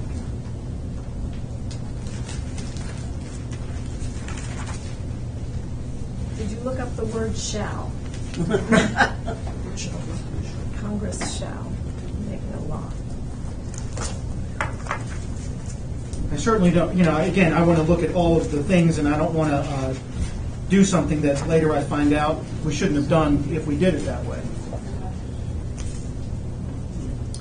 So this goes to which, if the state board decides to approve or provide its agreement to an early voting site, an additional early voting site. Correct. Which site should it choose? Right. I think my concern about that issue does not have to do with the deference question that you just pointed out to me, but it's more whether there's agreement with the county government body as to the location of the other site that was put forward by the local board. Everything I've seen in the record is that the county governing body is in agreement with an additional early voting site at this particular location. I don't know that there is any evidence that there is agreement from the county governing body as to the other location. So that would be my concern under the statute. So obviously to establish an additional early voting center on the statute, there needs to be the agreement between the state board in collaboration with the local board and the county governing body. So before you even get to the deference question, that would be my concern about the statute. Okay. Let me just thank you. I always appreciate your thoughts on that. I had a couple things that bother me and a couple things I'm worried about for precedence.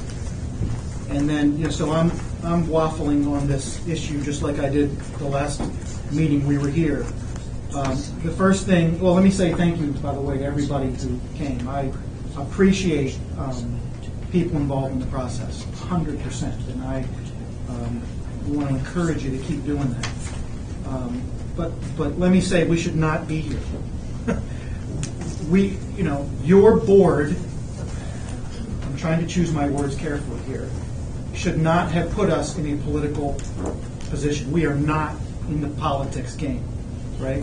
None of us wish to be. I know my colleagues and we know them more all the time. And it is unappreciated, and like I said, I personally think we can go a long way to solve this by looking at a board at a future meeting about mandating that all the local boards have a supermajority, which forces whatever minority party is to work with the majority party to come up with what is fair and honest. It's a double-edged sword. One person may be in power now, the other person's going to have the majority 4 years later. Work it out. Work together and figure it out.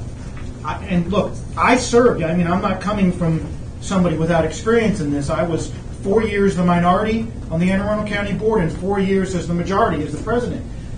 We never had one single vote during a meeting that was not unanimous. We worked it out. And that we can't work it out is, and then on top of that, then you say, well, we're going to further not work it out by giving you two to choose from. That's insulting. I'd rather you all just fought it out in Montgomery County and gave us one and let us make a decision on the one. I still have a problem that White Oak was not included in the first 11, and I think your fight should have started, back when you were picking your first 11. I have a problem with that. I have a little issue as I'm reading this Comar, and thank you, Andrea, for that. I just understanding if we do choose to add one, what the word deference means and where we stand with that. I hear the testimony. I could easily see, honestly, a reason for an early voting site in both locations. I can see that. But when is enough enough? That's one of my other issues, is that, my goodness, we've gone from none to, I can't even remember the whole progression, but we keep doubling down on adding, and now we're at 5, then 2, then we're to 7, and then 11, but now we're going to get the 12th one. When is enough enough? I mean, is it going to be that every single precinct also has to be an early voting site?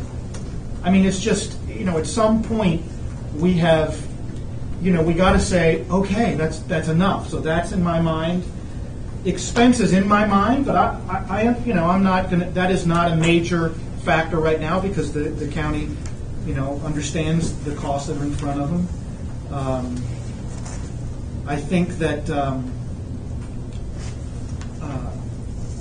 LBE is already doing things to address the issue. This is an issue that we dealt with when I was in Anne Arundel County. And we had really long lines, and we made provisions to fix that. And we implemented those provisions. And those things we implemented helped a lot. So I am sure that the board has great respect for the staff that runs the election and that they're making good decisions around how to alleviate those problems. So that's the scary look inside my brain. I think we have two issues. Number one, do we add one? And number two, if we add one, what is deference? In my mind, this is, do we add one, or do we defer? Do we, how much do we play the board? And I hear you, Andrea, and I think I'm coming over to the side that I understand and can get through where those commas lay, although it is unbelievably poorly written. I can get there. So if we decided, okay, there should be a 12th one, what does deference mean? And do we? I'm incredibly worried about setting a precedent that any time, whatever side of the minority would be on any local board, that they could come here and get, have daddy, fix things the way they want. That worries me. So. I don't know. Bill, if I could add one comment. I think one thing that's not clear to me is the nature of the vote that took place in the Montgomery County Board of Elections, whenever it was, last week, to forward the two sites as proposals to the state board. I understand that there are, somehow it was indicated there was a preference by the majority, but there was also a unanimous vote to send both sites to the State Board of Elections, and so I don't know if the indication of whether one was a preference is one that's entitled to the deference, if it is that this regulation seems to contemplate, since both were sent up. And it's a very good point, and interestingly, from the minority, we heard that there was no preference, and from the majority, Right. we heard there was a preference. That's why factually, I'm just not sure. I'm not sure either. So.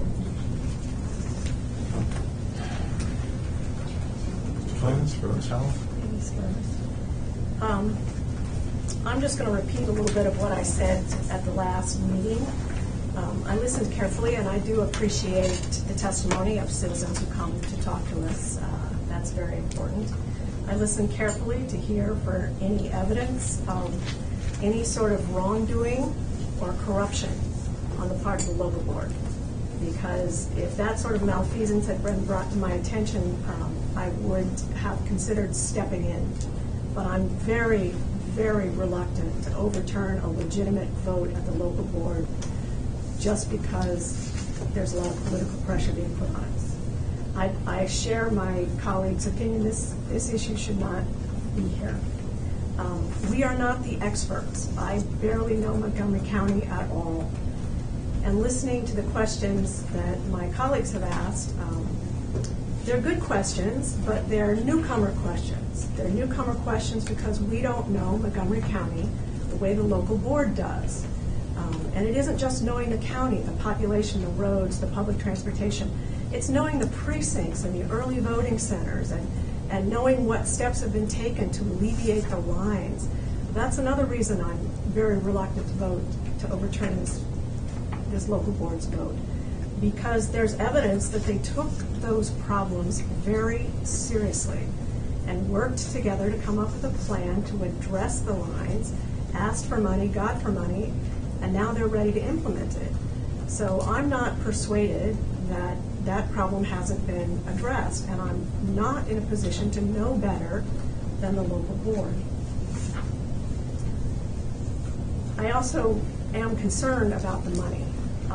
I keep hearing that money is not an issue, or that this is not something a local board should be concerned with, and I disagree with that. I think that every person who has anything to do with government has a solemn duty to guard the public's treasure and be sure that it is spent well and effectively. And the people who are best positioned to know how to spend this money are the local boards. And I hear the argument that, well, elected officials want to spend the money, therefore it can't possibly be wasteful. For obvious reasons, that doesn't persuade me. I mean, I take their opinion seriously, but that by itself doesn't end the matter, because the experts on local voting are the local board. Also, early voting is really expensive overall, and it's an innovation. My understanding is that it started in Ohio before it started here, and so a lot of data has accumulated on early voting, and it's clear from the academic studies, early voting does not increase participation. It doesn't drive turnout up. In fact, there's even some evidence that it suppresses turnout. So I agree that voting is a right, and it's very important, and we all want to do it. But I don't know that early voting is necessarily the solution to that. And I've heard absentee ballots dismissed as being not everybody's favorite. Well, you know, if you can't get to your polling place on election day, or you can't get to an early voting center, it's right there. It has never been easier to vote than it is today. With early voting, hundreds of neighborhood polling places opening up on election day from 7 a.m. till 8 p.m. and absentee ballot, no excuse. It's very easy. You can make a phone call and get an absentee ballot, and it comes right to your house. It's very easy. So it's very, I'm just not inclined to vote to overturn a legitimate local board vote. I think we've been making a mistake, and I think Mr. Velp is right. We're setting a precedent. It's a precedent that unfortunately we set 4 years ago, because our regulations say that once a local board has selected an early voting site, if that early voting site complies with the regulations, the state board shall give deference to the local board's decision. That's a really important regulation. And it binds us, because we don't want to get involved in these, especially once they become politicized. That's just not a good thing for the state board to do. And I think we've heard everything we can hear. And I'm not persuaded that setting a precedent that we will overturn a local board vote, a legitimate vote, no corruption, no fraud, no malfeasance that I have seen anywhere, that we will overturn that if there's enough pressure put on us. I think that's a terrible precedent, and I'm not going to support it. Mr. Dunn, would you care to make comments? Would I? Yes. First of all, I would like to thank everyone that came and gave your opinions and discussion. I've looked at this, and I've looked at the statute itself, and I have a lot of problems in reading it. It says each county may establish one additional early voting center if the state board is a comma in collaboration with the local board, comma, and the governing body of the county agree to establish an additional early voting center. So it's three bodies that are involved in this from the way I can see it. The state board, the local board, and the governing body. First of all, I mean no harm, but I'm trying to be nice now. I'm appalled at the action of the Montgomery County local board, to be honest with you. You have to make a decision and you pass the buck. You have all the information, you have all the stats, look at the early voting, look at the lines. I don't know why it came to us to make a decision for you. The governing body, I was reading a letter that they sent October 21st. And they said, we are writing this joint letter. This is from the county executive and the council. We're writing this joint letter to clarify our position. And they boldly printed it and underlined it. We strongly urge the Montgomery County Board of Elections to recommend adding a 12th early voting site. Okay, they agreed to an additional site. The 2020 primary and general election in White Oak. And then they say, we commit to funding of this site for the 2020 primary and general elections. They didn't say they commit to funding a site someplace else. They say, we commit funding of this site for the 2020 primary and general elections. So my question is, if the decision is someplace other than White Oak, will it be funded? And if it's not funded, will it be operational? Did the local Board of Elections consider this? Mr. Chairman, did you consider this statement from the governing body? That particular question, that wasn't raised.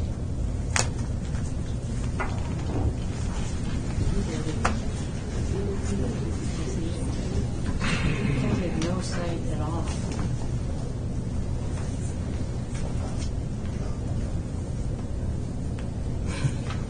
I've got to gather my composure.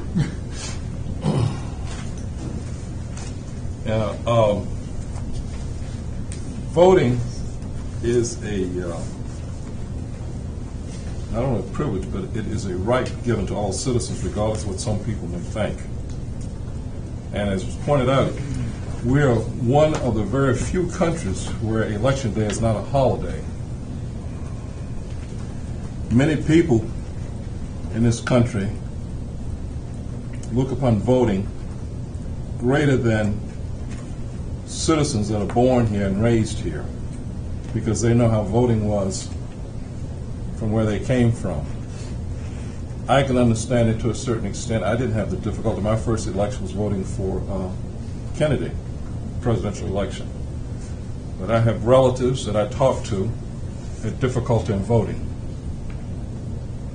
First of all, even registering to vote. And for people to think that it's easy to vote, just a matter of going and getting a ballot or something, that's not the case. Looking at people's culture and their background and what has happened to them or their relatives, and they look at voting from a different perspective. Sometimes you have to step out of your shoes and put yourself in the shoes of others. And maybe you can't see it because you haven't been there. And my colleague, Mr. Hogan, brought up the fact that he went to the attorney for the legislators and what their intent was in looking at the statute and gave his opinion. And I thank you, Adrian, for your opinion. I like to look at the letter of the law, what the law says. Regulations do not override the law. Regulations are not binding on the law.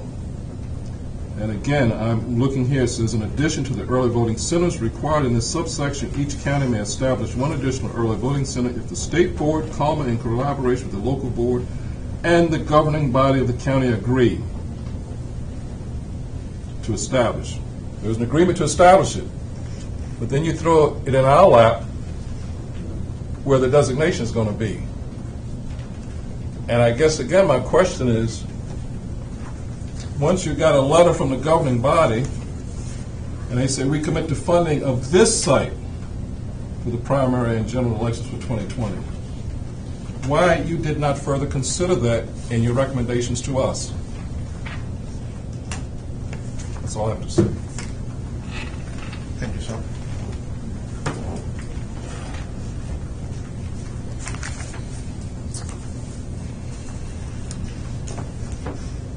Knowing this moment would come, I have been typing up notes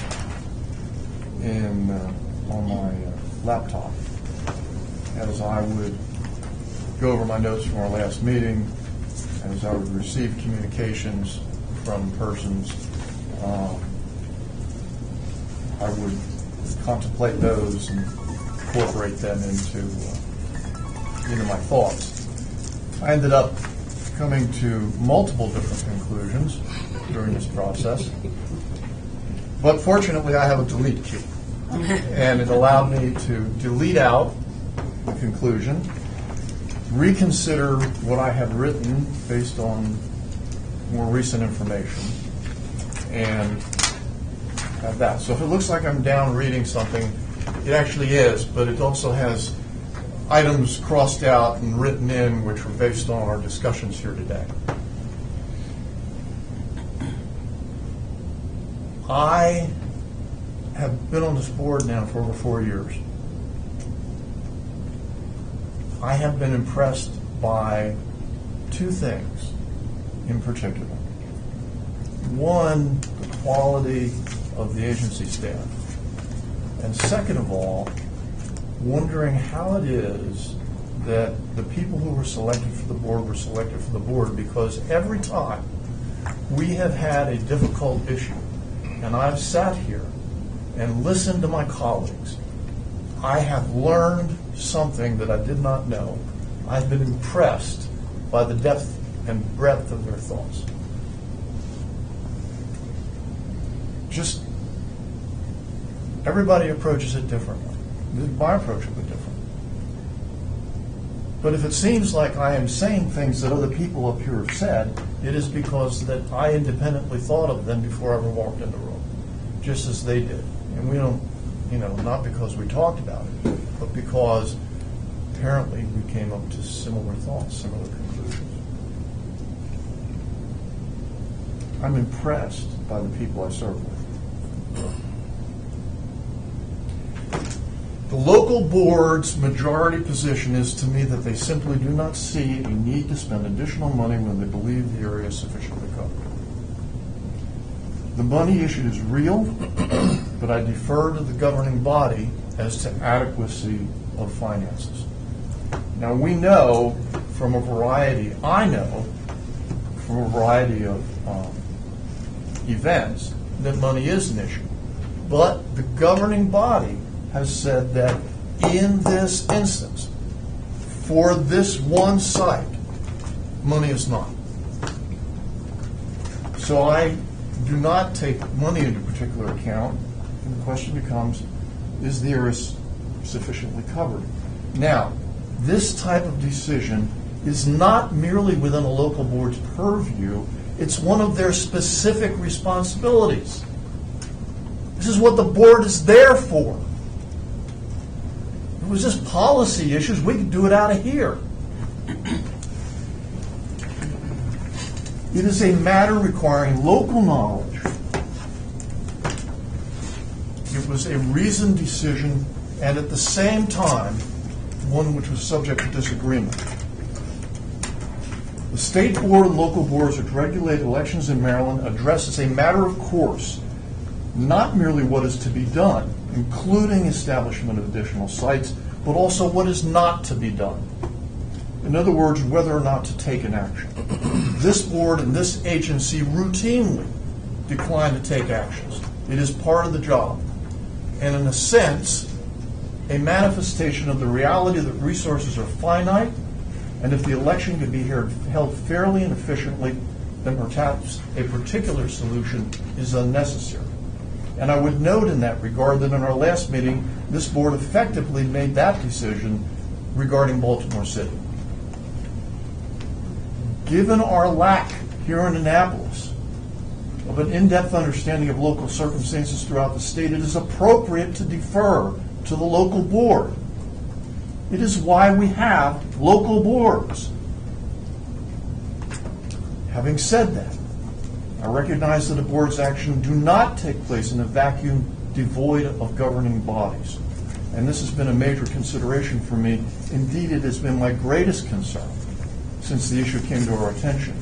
But I cannot escape the fact that neither the Montgomery County governing body nor the local board of election has, until a few weeks ago, come forward to say that 11 early voting sites, mandated sites, are not enough to be mandated sites. We need 12, maybe 14, maybe 24. I believe that this is a reflection of the fact that resources, money, people, equipment, time, facilities are finite. Having an optional voting site is not the same as a mandated voting site. And if it were mandated, I believe at this point we can reasonably infer it would not be these county site that would have been chosen. What then? Does this board select every site in Maryland? Or just every site in Montgomery County?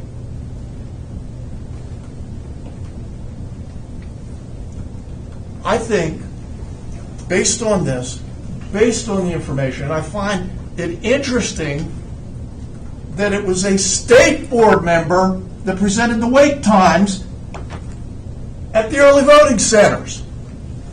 What if he hadn't done that? That's your job.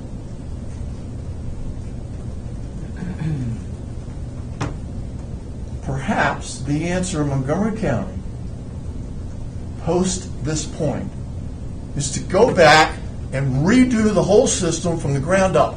Not accept anything. Blank slate. Tabula rasa. Use the wait times. Use the show-up times by the voters. Come back to us with new stuff. It's not going to happen in this election.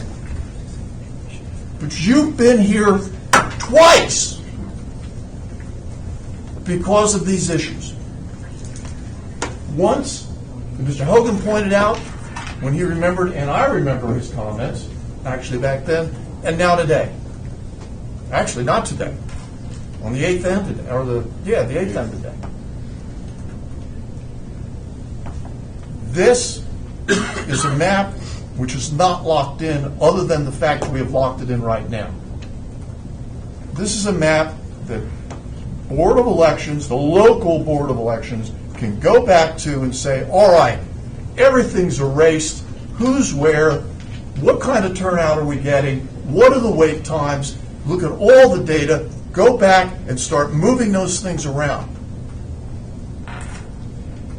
Because one of the points was, again, by a state board member, hey, if you look at Silver Spring down there, you notice it's right on the border.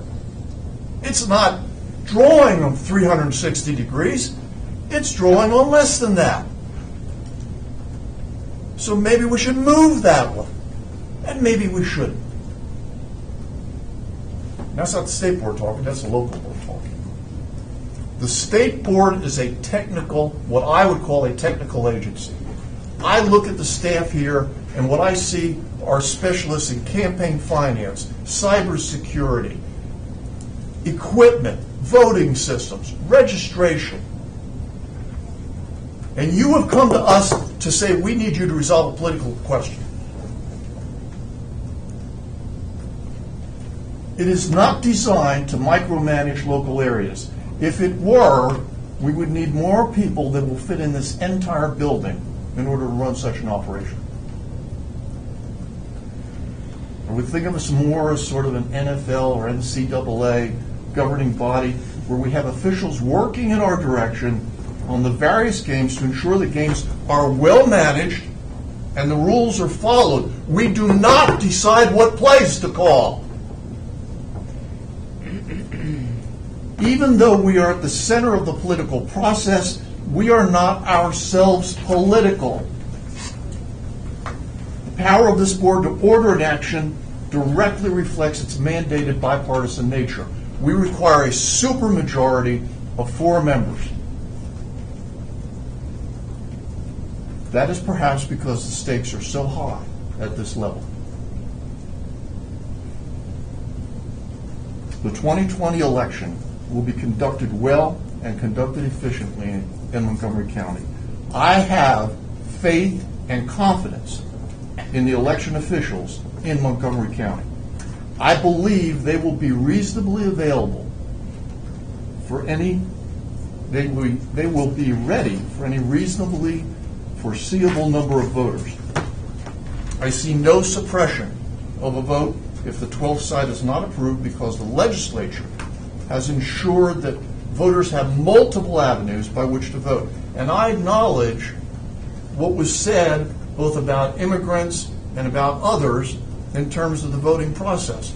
That tells me simply that we, as an entity, we, both the local and state boards as an entity, at the center of the political process, have education to do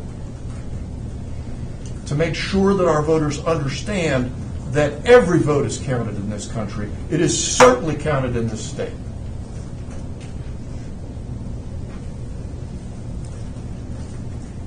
Just to remind everyone, early voting, election day voting, absentee ballot by mail, by email, we're moving to ballot drop-offs. The matter before us today requires local knowledge. Is the population in the West underserved? Is the Asian American population underserved? Is the population in the East underserved? Are African Americans and immigrants underserved? Are they both sufficiently served? Are they both underserved? This is a local question, and this is now, if not before, a political question. I do not believe these are questions for this board to attempt to answer, and any effort to answer it places this board at the top of a very slippery slope. Finally, we are being asked to override a local board not once but twice. And I acknowledge it's a little bit different because of our better understanding of how the 2 sites came up. But we're asked to question our judgment not only whether it was a 12th site, but then to question what would have amounted to the board's judgment as to where the 12th site should be. And I'm not even going to get into, because Mr. Fun has adequately covered, you gave us 2 sites, which we did not ask you to do, by the way. We asked you for a contingent site, not just give us as many as you've got. So do we impose on the majority of the board something that they did not want? Not only did they not want any site, but then if we go with East County, we're also opposing a site they would not have chosen with the majority of the board. To use a phrase, this is for me a bridge too far. I have not heard sufficient justification to I've heard a lot of justification for redoing the process in Montgomery County, but I have not heard sufficient justification to override the local board's decision not to have a 12th site, and I will vote accordingly. Anyone else?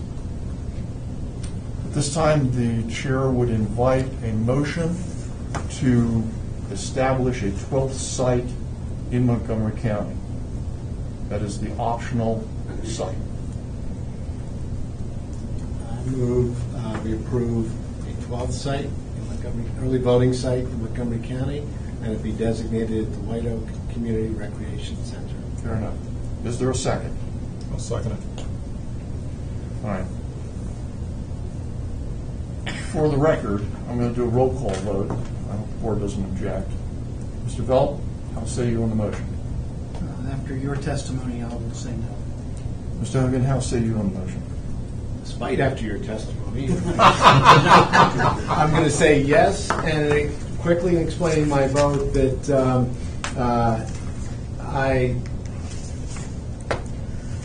each county may establish one additional early voting center, and the governing body of this county has asked for a 12th and a specific site. Ms. Hamel? I say nay. Mr. Fund? I say yes. I'm going on the basis of what the governing body, and they're willing to fund it. Understand? Chair votes no. Motion fails, and therefore no action is taken on the matter that's before the board, which is whether to approve a 12th site. Council, is that correct? That's correct. That's Procedurally that site. correct. There's another site out there if you wanted to vote on that, but the motion was to approve the 12th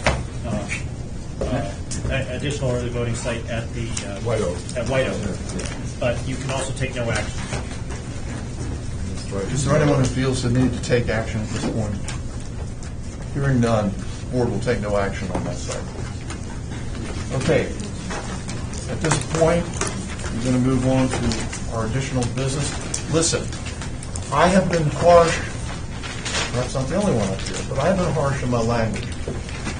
The Montgomery County Board has been, all of the members, both sides of this question, have been articulate and courteous and helpful in what they have done. Sir, I appreciate the fact that you have been here both times and have been able to keep us informed about the governing body's position. And my feeling is process-oriented and not personally oriented. I have a great deal of respect for all of you, and I appreciate the fact that you work with us. And with that, if you all would like to take leave at this point, I'll declare a 3-minute recess while you do so, and we'll continue with our business. Let me remind everyone that there is recording going on. It will pick up your voices if you speak inside this room.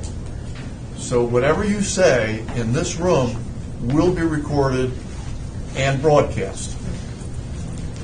You are warned. But not in the baths.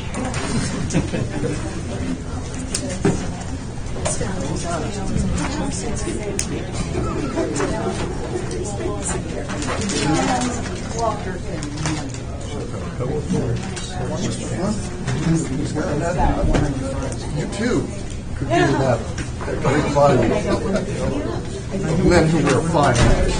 I have to wear a hat. Keep my head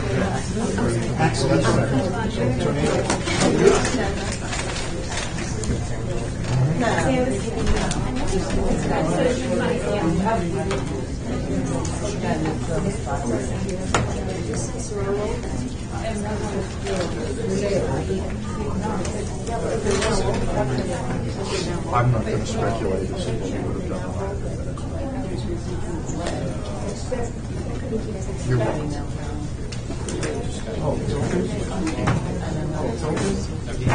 Different perspective and then different seat.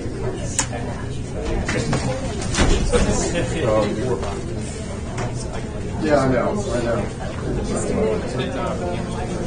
I should probably declare recesses throughout the things like discretion while they don't tell me there's something. I hope they pay you. They're definitely not. Oh, yeah. We'll do that. I'll tell the board we'll go with you. I'll let them know we're going to vote on that. Nobody's sure. Aaron? Yes. Thank you. You're all being recorded. That's what it is. Should be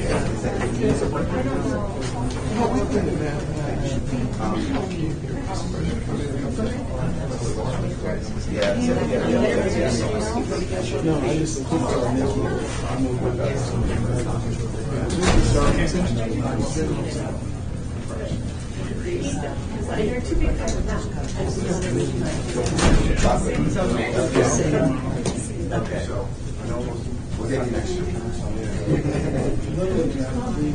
I feel like it's been a long time because it's your birthday and his wedding anniversary.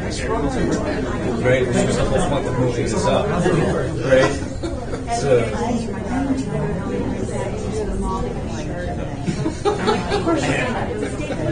Always has crises. And 16-year-old crises are not real. They're real to her. Oh, yeah. I tell you, y'all are good, because like after PJ before this, it's true. And then, I mean, it was swayed by my colleagues. If you want to know, and then, like whoever. I don't know. Make sure you know there's enough questions during the consultation. I just wanted to double check technically. Oh, good job. It was Yeah, I came over to understand. So my question on the deference was, okay, now there's supposed to pick one. I should have read the first part. The council from the state board. Then we should have given. Recently advised the board we could authorize Center in Montgomery County. Which is humble submission. So, but the problem is the one that the. I just wanted to. They called me this morning. I county didn't say they're had to talk. Which you, But he did come to that. Just so you all keep in mind, you're being recorded and broadcast. There's a water fountain in there. Do you want to fill that up? I've still got some. That's pretty snazzy. Amazing in itself, all the attorneys agree. Exactly. Somebody left an umbrella. I appreciated your bringing that up. Oh, yeah. I live in the Yeah, there's no going back. Some of the things that. Don't worry. Oh, Thank you. I think Chair, you don't have to have an issue like waivers. I think you have an issue. right. Actually, I wanted to complain about one. But I appreciate your comment. Thank you. Thank you. See, when I read this, everyone's glossing over that. Yeah. So if What are you saying? I'm getting softer. Right. Remember, these are the audit ones, so this is not the regular reports. These are all the audit. Yeah. Right. So they've already filed it, and then we've gone back after them for more. So a little bit more. Okay, let's get one of the administrators in here. thank you.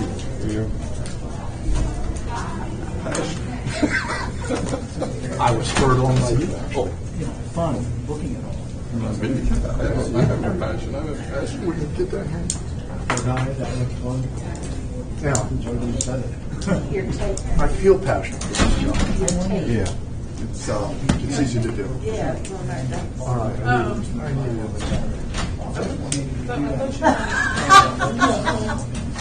Let's see how much longer we have here. Okay. Oh, that's funny.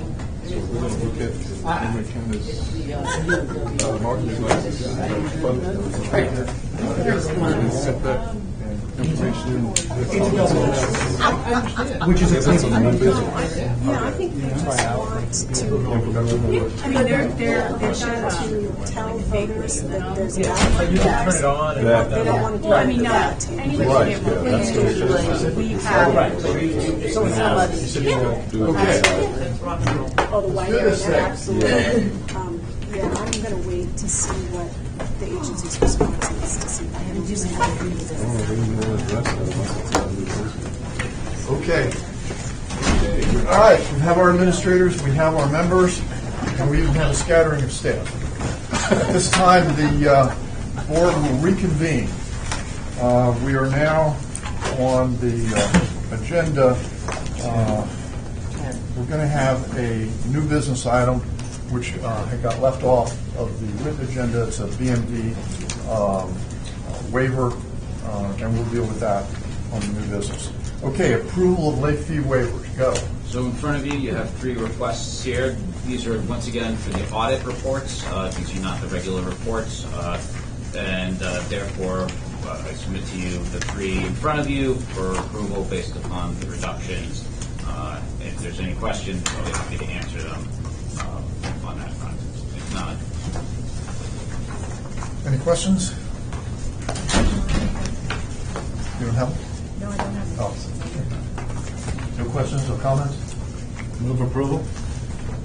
Any second? Second. All in favor? Aye. Opposed?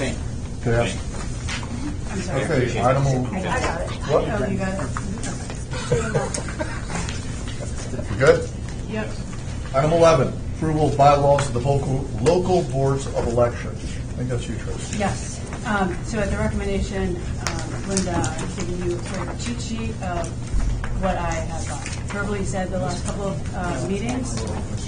There's 5 counties this month: Somerset, Worcester, Montgomery, Prince George's, and Talbot. I can go through some of the minor changes, but they are all, I'm recommending all of them for approval. In the matter of time, I don't know if you want me to go into the detail. I have a question. I'm so sorry. That's okay. And it just came up because of everything we just went through. Thank you. I'll keep it under a minute.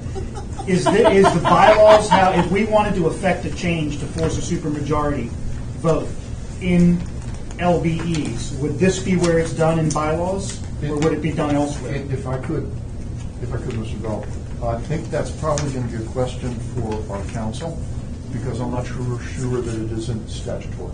Okay. I know it's statutory for the state boards, but Right. I don't know, I have to look at the statutes for local boards. So perhaps we could defer your concern. Well, then I'd like to defer voting on these, because if we could push, if that's where, because Montgomery County's up here. No, we can't do that. Well, then let's push back on Montgomery County and make them make a supermajority. I don't want to be in this position again. Go ahead. I don't think supermajority is a great idea. I actually would be inclined to agree with that. Okay. Well, then we wouldn't have the votes to do it, so. Because of the supermajority requirement. Great example. I agree with Maybe. supermajority. Do you think it should be supermajority on the local boards? On the local boards? What's good for the goose is good for the gander. Oh, now, Mr. Hogan. But I also think that would be a big change. Yeah. That needs, with all due respect to these bylaws I'm in front of just us, mad. that would take. Sometimes it's good to take a deep breath, step back. But that's a major change, and probably would require statutory change. I would, just from reading so many of the bylaws and the regs and statutes. I'm betting it's in there, I but, believe whatever. it We would can- probably be a statutory change.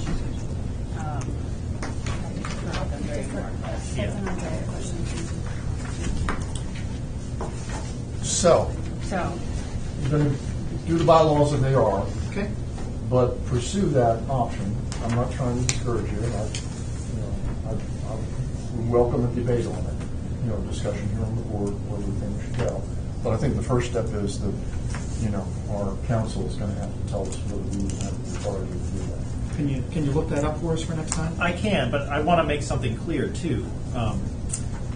Had Montgomery County voted 5-0 against opening or establishing an additional early voting center, so forget about supermajority, forget about bare majority, the statute still provides that the state board and the county governing body can agree as long as the state board works in collaboration with the local board. Now, it may be easier in that case for the state board to defer to the local board because there's clear unanimity about the merits of it.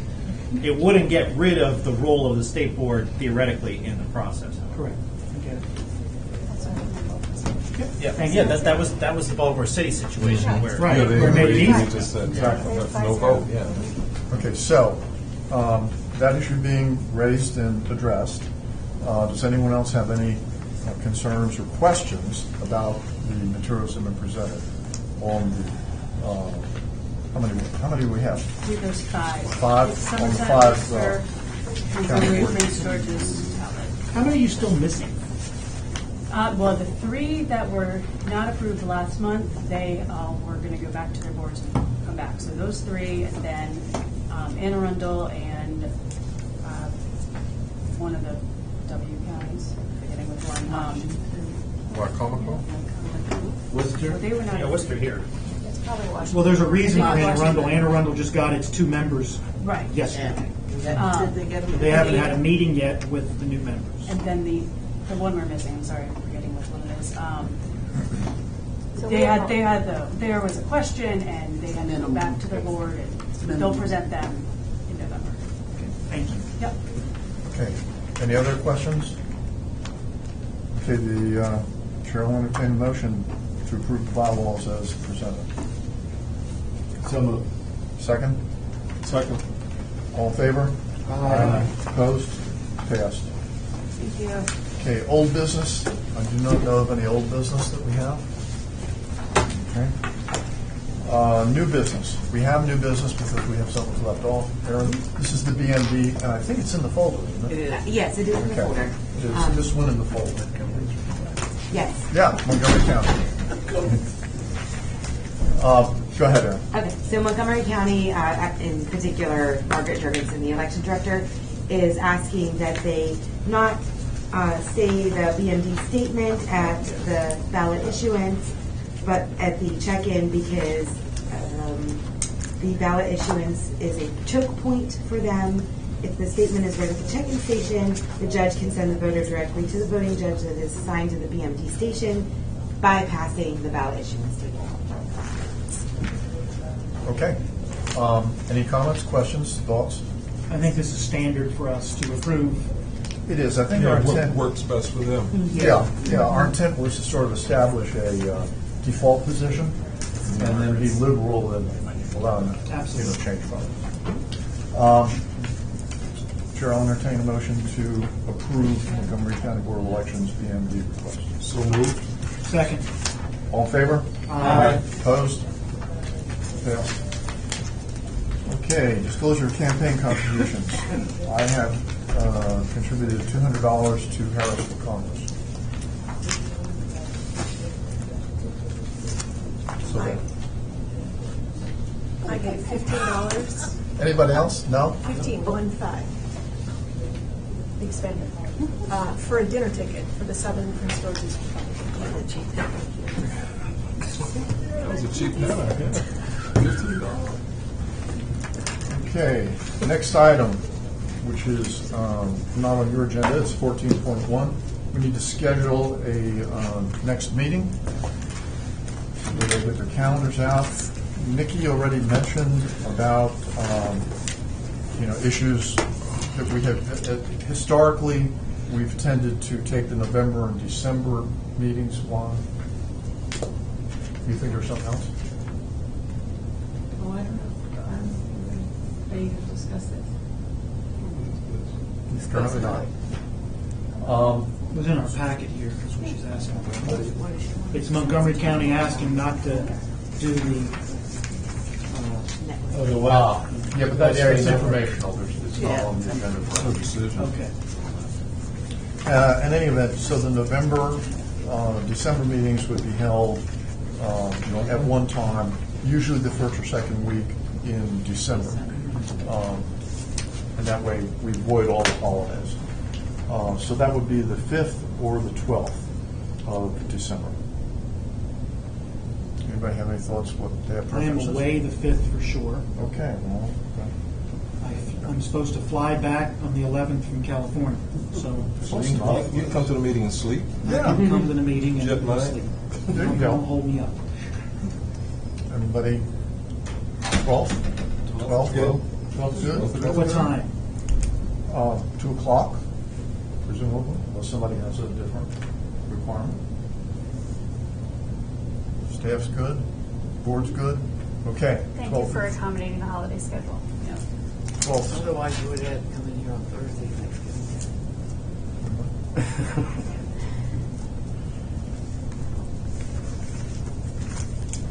Okay. done that. And the only things we have left are closed sessions. And so my intent is to adjourn our open meeting after I've read this material, and then we'll move into closed session. We will not return back to open session. Okay. The board will now consider whether to meet in closed session to consult with counsel to obtain legal advice and consult with staff on pending litigation as permitted by Section 3-305, Parents B, Parents 7, and Parents 8 of the General Provisions article. Meeting in closed session will allow the members of the board to seek and obtain legal advice with board counsel without waiver of the attorney-client privilege. The board will also now consider whether to meet in closed session to discuss compensation of two individuals over whom the state board has jurisdiction as permitted by Section 3-305, Parents B, Parents 1 of the General Provisions article. May I have a motion to meet in closed session? So moved. Second. All in favor? Aye. Motion having passed, we'll meet in closed session. And before that, I'm asking to adjourn the open meeting. Can I have a motion to adjourn the open meeting? Second. All in favor? Aye. Opposed? Passed. We're adjourned in the open meeting. Okay, regular meeting. Your office. Okay.